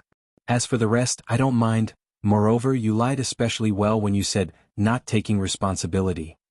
Of course, Gu Mingming knew that Elvis and Leah wanted her to keep her promise.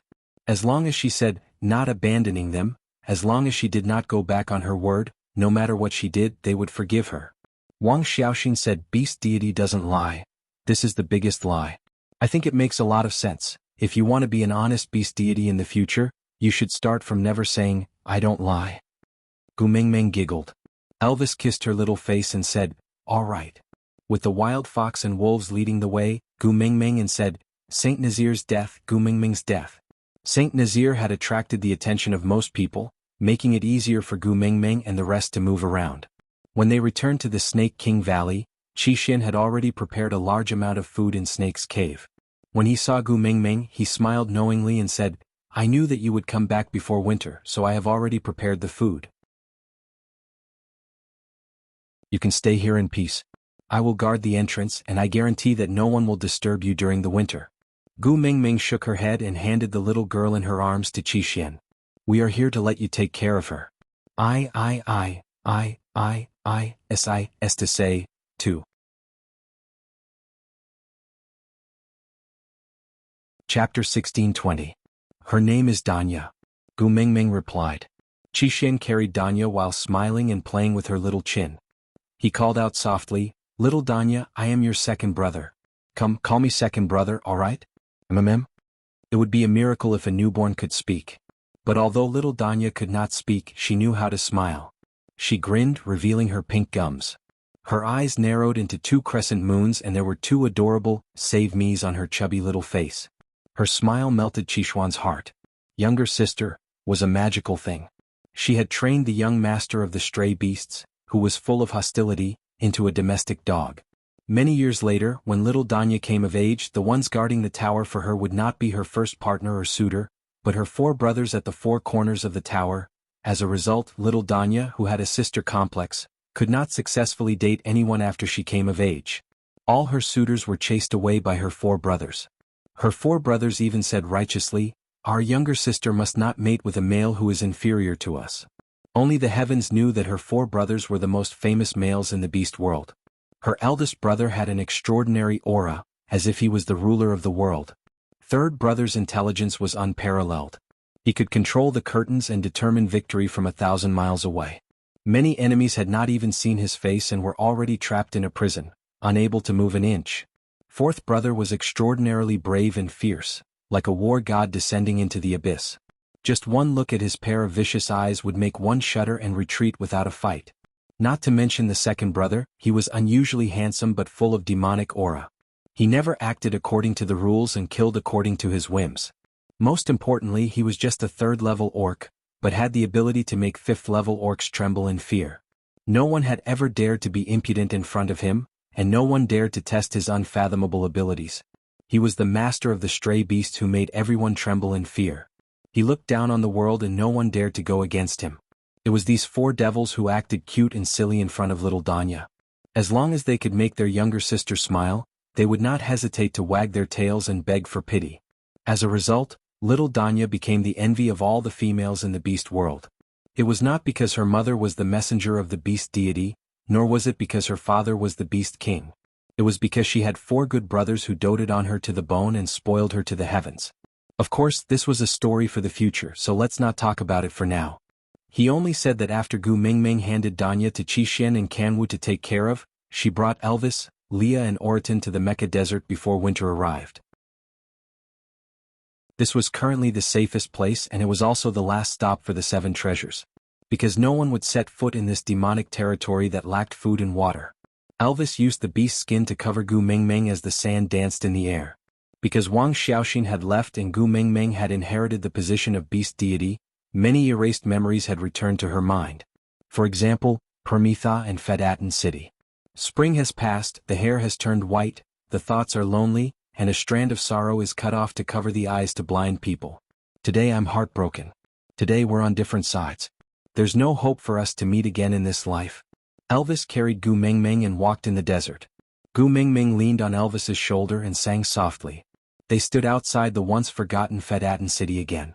Half of the broken walls had been buried by the sand, but in the center of the city, a faint red light emitted a charming temptation. Aside from the topic, why was Qixin so strong? Did everyone still remember the leaf that floated into his head? Chapter 1621. Gu Mingming followed the light and indeed saw the blossoming red spider lily. Gu Mingming reached out to pluck it and the flower fell into her palm with a slight twist. This was Snake's heart. Do you still want to build a dragon gate in here to sell human meat bun? Elvis looked at the bewitching red flower and frowned with a bitter smile. He would never be able to win Snake in this lifetime, right? Back in the Snake King Valley, Snake once said that he was so weak. He thought that he would be able to turn the tables after becoming a beast king, but in the end, he was saved a second time. 1,000 years later, when Snake returned, would he still be able to keep his position as the first partner? He smiled helplessly. 1,000 years later, there should be a battle. But if 2 beast kings fought, it would be hard to determine the winner. Gu Mingming did not know that Elvis's thoughts had already drifted to 1,000 years later. She just smiled and nodded, saying, "Yes, I want to build a dragon gate in here. I don't sell human meat bun, I just want to wait for someone who has not returned."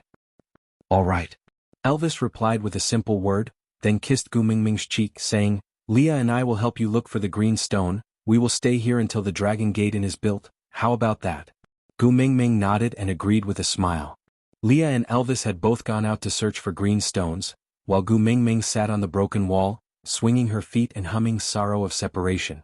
Looking at the desolate desert, she felt like a hero going on a wild trip outside the Great Wall. Oriton glanced sideways at the heart of the desert in Gu Mingming's hands. He hesitated for a moment before saying, "I will guard this for you." You. Gu Mingming tilted her head and looked at Oriton. Oriton nodded and said, "Leah told me before that I am the most suitable person to guard it. That's why Leah brought me along." Gu Mingming looked at Oriton in confusion. Oriton habitually put on a poker face, but his gaze was exceptionally sincere. He said, "I was born in the Mecca Desert and am the only orc that is suitable to live here. If I am not here to guard it, then no one can do this for you. After all, I'm also your guardian beast. It's only right for me to guard something for you. Besides, it was good for me. I didn't have to mate to break through level 3, and I might even reach demigod level like Higgin. An immortal body, how tempting was that?" Leah said that as long as I am willing to help you guard the heart of the desert, he will let Qixin arrange for stray beasts to deliver food to me. After saying so much, the last sentence should be the main point. Gu Mingming did not know whether to laugh or cry. She looked at Oriton and said, "Have you thought it through? It's very lonely to live here alone." Oriton let out a cold laugh from his throat, but his expression did not change at all as he said, "Before I met you, not only was I alone, but I was also pushed out wherever I went. Later, when I became stronger, I started to be harassed endlessly. To me, it was a wonderful thing to be alone and not be disturbed. Besides, I don't want to lose any more friends."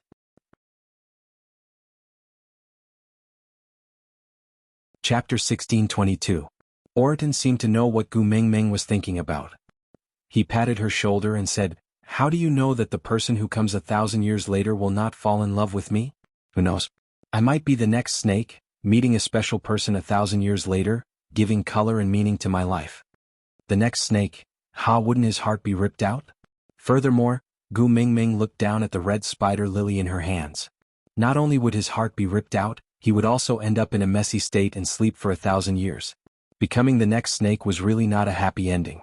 Moreover, although Snake did not know how to express himself, he unexpectedly fit the image of a domineering CEO in the modern world.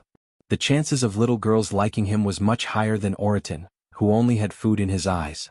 He had a body full of fur, but he did not know how to make use of his advantages like Leah. Gu Mingming did not even dare to think about Oriton acting cute. In the beast world, where the ratio of males and females was so disparate, did Oriton really have a way to fight against the other males and stand out from the crowd to win the favor of the next messenger of the beast deity? What if the next messenger of the beast deity did not like his dull character? Or, what if the next messenger of the beast deity did not know how to cook? By then, even if the other party grew a flower, Oriton would not be willing to mate with her, right? What did he say previously? Oh, right, he said, "I am not interested in females, I am only interested in food." Gu Mingming really felt that the chances of Oriton successfully breaking free from being single after 1,000 years was extremely slim.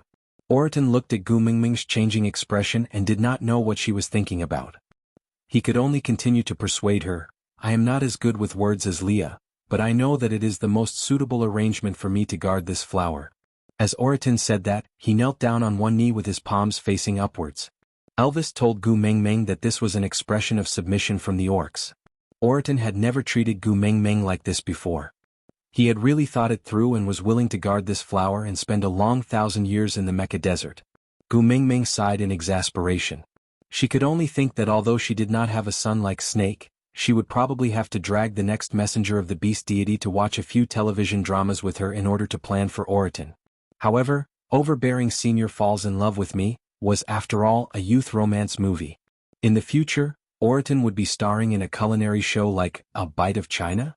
Gu Mingming expressed her worries and felt immense pressure. Looking at Oriton kneeling by her feet, looking as if he would not get up until she agreed, Gu Mingming finally sighed and gave in. "Oriton, thank you." Gu Mingming handed the red spider lily to Oriton. Oriton placed the red spider lily into his chest right in front of Gu Mingming. Then he smiled for the first time in his life. You don't have to thank me. You just have to urge Leah to fulfill his promise and send me food. Gu Mingming was stunned for a moment before replying, Oriton, do you know? You look very good when you smile. Oriton was stunned by Gu Mingming's words. He touched the corner of his lips and said, looks like I have made the right choice to guard this flower. Chapter 1623. Gu Mingming tore off a piece of beast skin, wrote the word wine on it and hung it on the door. She then got Elvis to use his sharp claws to carve a couplet on the green stones on both sides of the door. The first couplet was, chasing after the wind and the moon is the order of the king, while the second couplet was morning clouds, evening rain, horse legs, people's hearts. This couplet was written on the door in Maggie Chung's version of Dragon Gate Inn. Gu Mingming felt that that version was the most classic version and did not accept any rebuttals. She taught the words on the couplet to Oriton and told him that if the person who came 1,000 years later could recite this couplet, it would prove that he was the one she found. After all, she did not dare to be as unreliable as Wang Xiaoxin and use TikTok videos as a secret signal. What if the person she chose did not use TikTok? Was she going to demonstrate it personally as the beast deity? The beast deity version of kelp dance, or learn to meow? Haha, the beast deity didn't care about his reputation. When the wine flag fluttered in the wind, Gu Mingming finally waved her hand and said goodbye to Oriton. She no longer had to travel a long distance. She just smiled and stared at Oriton, then slowly disappeared into the heat of the desert, like an evaporated mirage. Gu Mingming brought Elvis and Leah back to the illusion realm and officially took over the role of the beast deity. She was in charge of marriage in the beast world, and just like the aunties in the neighborhood committee, she helped all the wronged wives and husbands in the area under her jurisdiction. She was also biased towards the females without any principles. In that illusion realm, there was a boundless grassland, layers of mountains and flowing streams. There were no 4 seasons and every day was as warm as spring with beautiful weather. She would sneak back to the beast world during winter every year and return to Snake's Cave. Her son and daughter would also come back to spend the winter with her. The red coral bracelet that she had prepared for Sandy was also given to Huda to bring back to Sauter for Sandy. Huda said that when Sandy received the bracelet, she bawled her eyes out and no one could stop her. Colin and Bode could only frown in heartache but could not say anything to comfort her. In the end, they just patted Sandy's back and sighed silently. As for Sandy, even when she fell asleep, there were still tears in the corners of her eyes. But not long after she smiled. The next day, Sandy told Colin that she dreamed that she had returned to St. Nazir and saw Gu Mingming roasting meat at the platform of the deity's punishment. It smelled so good that she really wanted to eat it, so she went forward. After that, Gu Mingming sat at the side of the platform of the deity's punishment, smiled and extended her hand towards her, saying, "Hello, I'm Gu Mingming." She said that Gu Mingming was so warm at that time. If she was given a pair of wings, she could compete with the sun. Every year after that, Gu Mingming would let the children bring something for Sandy, and listen to what had happened to Sandy in that year. However, to the children, it had been a year since they last saw their mother, but to Gu Mingming, she would only accompany the children for dinner every night in the beast world. Yes, one day in the illusion was 1 year in the beast world. The so-called 1,000 years of waiting was actually just 1,000 days. This day Gu Mingming revealed a long-lost smile. Elvis hugged her from behind and asked softly, "What's the good news? Why are you smiling so happily?" Gu Mingming waved her hand and a screen appeared in front of her. There was a girl's face on it, crying and laughing at times. Aside from the topic, recommending Susu's new article, Warm Love on the Pillow, Don't Stop Taking Sio's Medicine, a petite little cutie vs a proud and protective Sio. A 1v1 sweet pet plus torture plus 3 none, no first love, no ex, no mistress. When they first met at the age of 7, Xia Xiangxi's innocent look instantly captured Lu Jincheng's heart. The young master of the Lu family did not know what it meant to like someone, but he knew that he would never let Xia Xiangxi suffer any grievances in this lifetime. He had to protect this furry and soft little sister for the rest of his life. In a kidnapping at the age of 10, he lost Xia Xiangxi in half his life. For the past 12 years, he had been looking for her every single day. But when he met her again, she had already forgotten about him.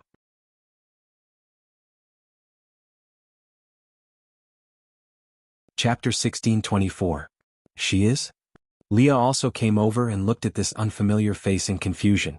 Gu Mingming answered mysteriously, "The next messenger of the beast deity." Elvis and Leah looked at each other, then at Gu Mingming asking, "Why did you choose her?" Gu Mingming leaned into Elvis's arms and said, "I wrote our experiences in the beast world into a novel and published it on the modern web. He is the most loyal reader of this novel. I am not as scheming as Wang Xiaoxin, so I can't come up with too many plans, so I can only use the most direct method to choose the next messenger of the beast deity."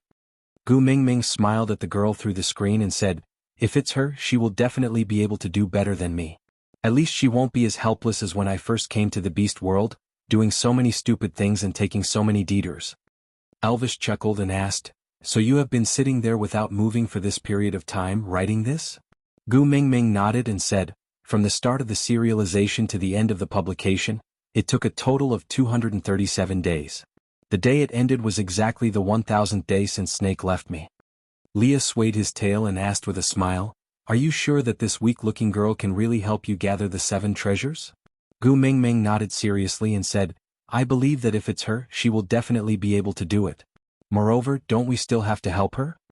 Elvis kissed Gu Mingming's forehead and said, "I will always listen to Xiao Meng. Whatever you say it will be." Gu Mingming nodded and then said to the girl through the screen, "Hi, my messenger of the beast deity. When you come to the beast world, don't panic, the orcs here are mostly simple and kind, they will not hurt you. Snake and Grace are really important to me, so please help me bring them back.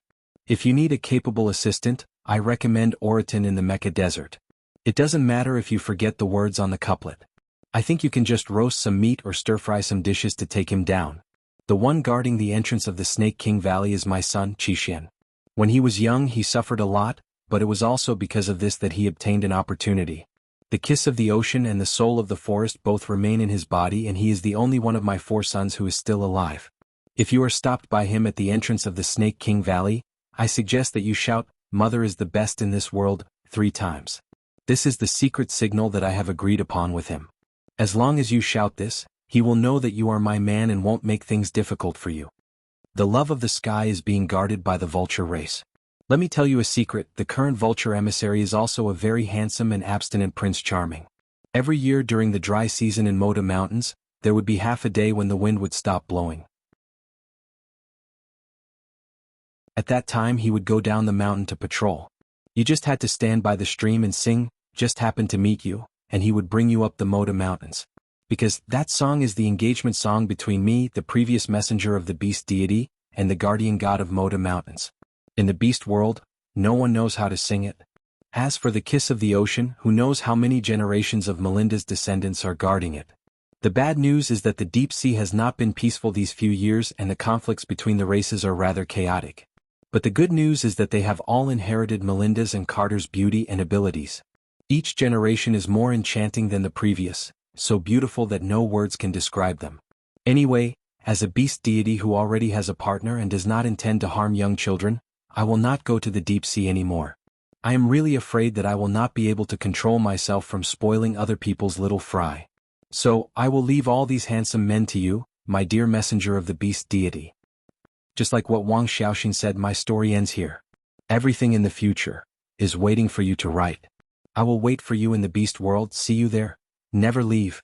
Aside from the topic, warm love on the pillow, don't stop your medicine, Mr. Xiao Lu Jincheng. Xia Xiangxi, let me tell you, to be my woman, you must have a pure heart. Xia Xiangxi, speak normally. Lu Jincheng, it's very simple. First, you must know how to find trouble for me to solve, and not let me feel bored. Secondly, you must have a rich material life, and not let the money I earn be left in the bank to grow worms. Thirdly, if there are other women who have ill intentions towards me, you must stop them and protect your man's chastity by hook or by crook. Fourthly, the most important point is that you can only have me in your heart. You are not allowed to like other men. Many years later. Lu Jincheng, I heard it all, you said you love other men.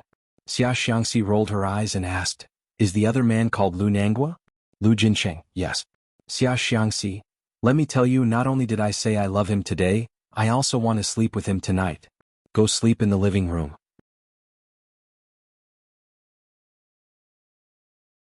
Chapter 1625. 7 years, Gu Mingming had been the beast deity for a full 7 years. The messenger of the beast deity she chose was better than her in every aspect. She was honest with her feelings and never wavered like Gu Mingming. She had mated with 4 males and truly controlled the land, sea and air forces. becoming the first messenger of the beast deity to mate with the sea tribe out of the 3 messengers of the beast deity. But, no matter what, she could not escape the heart-wrenching moment when the doors of time and space opened. Gu Mingming stood behind her and held her shoulders with both hands.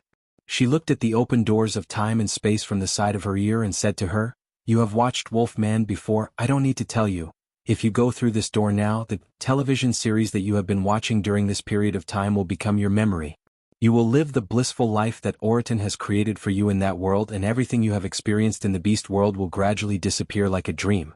On the other hand, the girl smiled at Oriton with tears in her eyes and asked, "Are you afraid?" Oriton shook his head gently and firmly and said, "For you, I am not afraid of anything. I have already promised to be your hero, why would I change my mind at the last minute?" The girl replied with a thick nasal voice, "Yeah."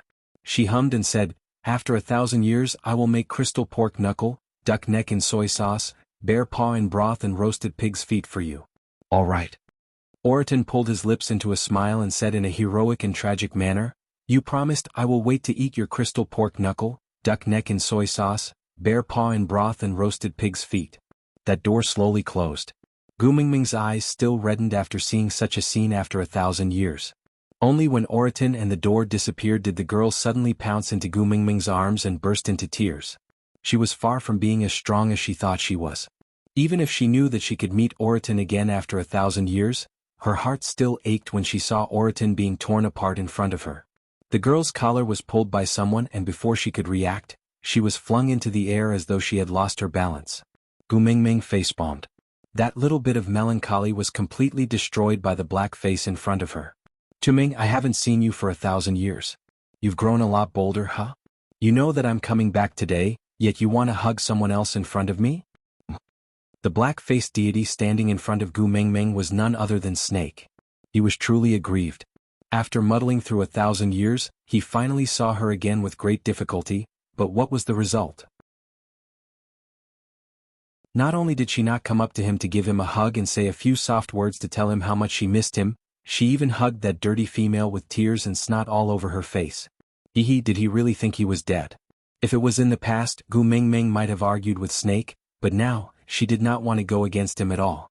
He had suffered enough, she did not want him to suffer any more. Pouncing into Snake's arms, Gu Mingming rubbed her little face against his chest, feeling his ice-cold body temperature. This touch, which used to terrify her, now made her feel blissful. "Akun, welcome back. I missed you so much."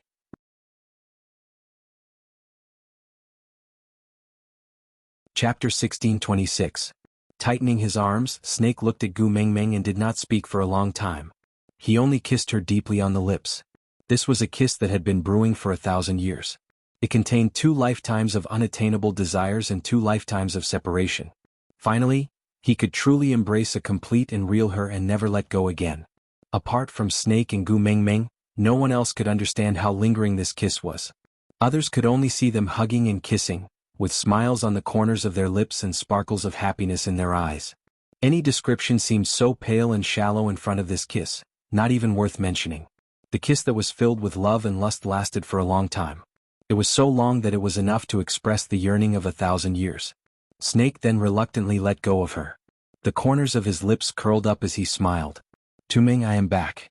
For the past 1,000 years, he had so many things he wanted to say to her. But when he looked at her, he could not utter a single word. In that dream realm, he learned many sweet nothings, but none of them were enough to express his feelings for Gu Mingming.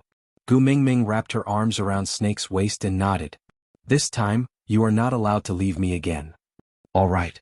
Snake lowered his head and planted a kiss on Gu Mingming's forehead. It was a vow. From today onwards he would only reply to her requests with one word, "All right."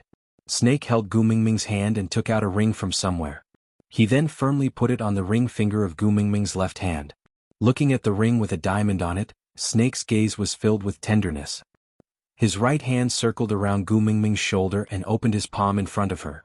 There was a male snake ring with a piece missing. He said, "People say that husband and wife are of one heart, but the heart is not as important as the gallbladder for a snake. So, I am giving my gallbladder to you. If you are alive, I will live. If you are dead, I will die." Gu Mingming tiptoed and kissed Snake's lips. It was not romantic and even carried a tinge of punishment. Biting the corner of his lips, she then put down her heel. Seeing you die twice for me, I am still traumatized by your death. You are not allowed to mention anything about life or death in the future. Otherwise, I will cry for you. Yes, cry for you to see. Tears was Gu Mingming's killer move. Although she rarely used it, it was very powerful and there was not a single male in the family who was not afraid of it. But, he was Snake. Frowning, Snake pinched Gu Mingming's little face, squeezing her mouth into a fish's mouth. Threatening me? If you dare to cry, I'll kill that little wolf. Gu Mingming really wanted to say, Elvis is also a beast king now, you probably won't be able to kill him, but she was afraid that if she said that, Snake would really go all out to fight Elvis. Sigh, domestic violence is not desirable. Question, the men in my family are too hot-tempered. Their strength is at the peak. If they can fight, they will never quarrel. As a weak little woman, I feel a little sad. What should I do? It's urgent, I'm waiting online. Looking up, Gu Mingming's words lingered in her stomach for a few rounds before finally becoming a soft sentence. You're not allowed to bully me, Kill. Snake's HP bar was empty. It was as if an arrow had pierced through his ribs and pierced right into his chest.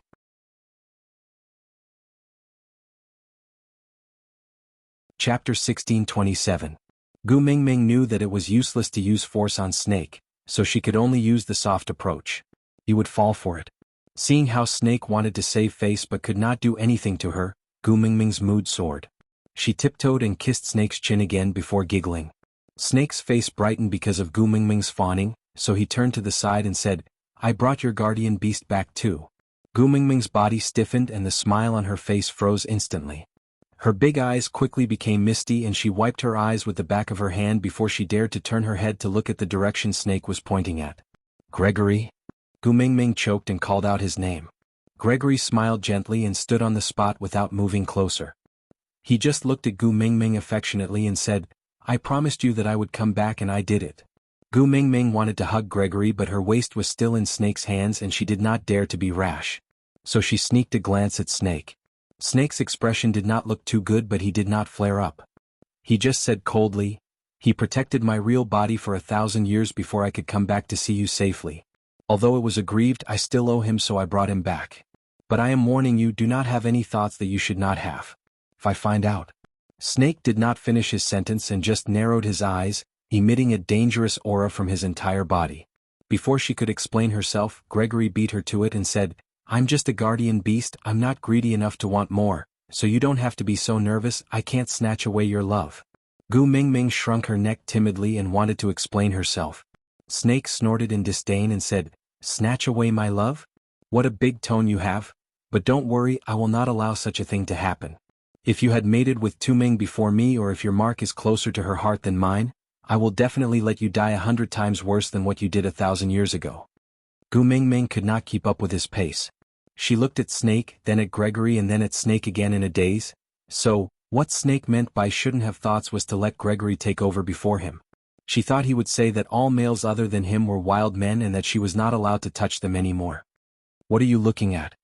Snake looked down at Gu Mingming and asked. Gu Mingming laughed dryly and said, Nothing much, I just feel that your temper is much better than before. Snake hugged Gu Mingming lightly and said, I have wasted 2 lifetimes to exchange for this person, how can I not treasure her? As long as you're doing well, I'm fine. With that, Snake pushed Gu Mingming lightly, sending her into Gregory's arms.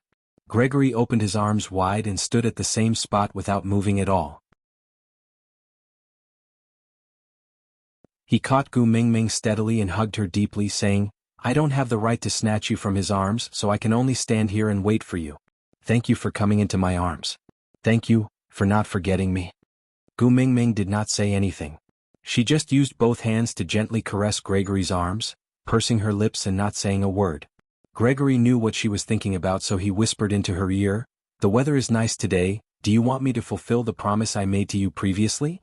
Gu Mingming looked up at Gregory with anticipation in her eyes. You're tuning in to the Han Li's Wuxia Chronicles YouTube channel. We're so grateful for your support and don't forget to subscribe to join us on this incredible journey through captivating stories. Your generosity through donations truly makes a world of difference, as it's the primary source of revenue that allows me to expand and enhance this channel for you. Thank you from the bottom of my heart for being a part of this adventure.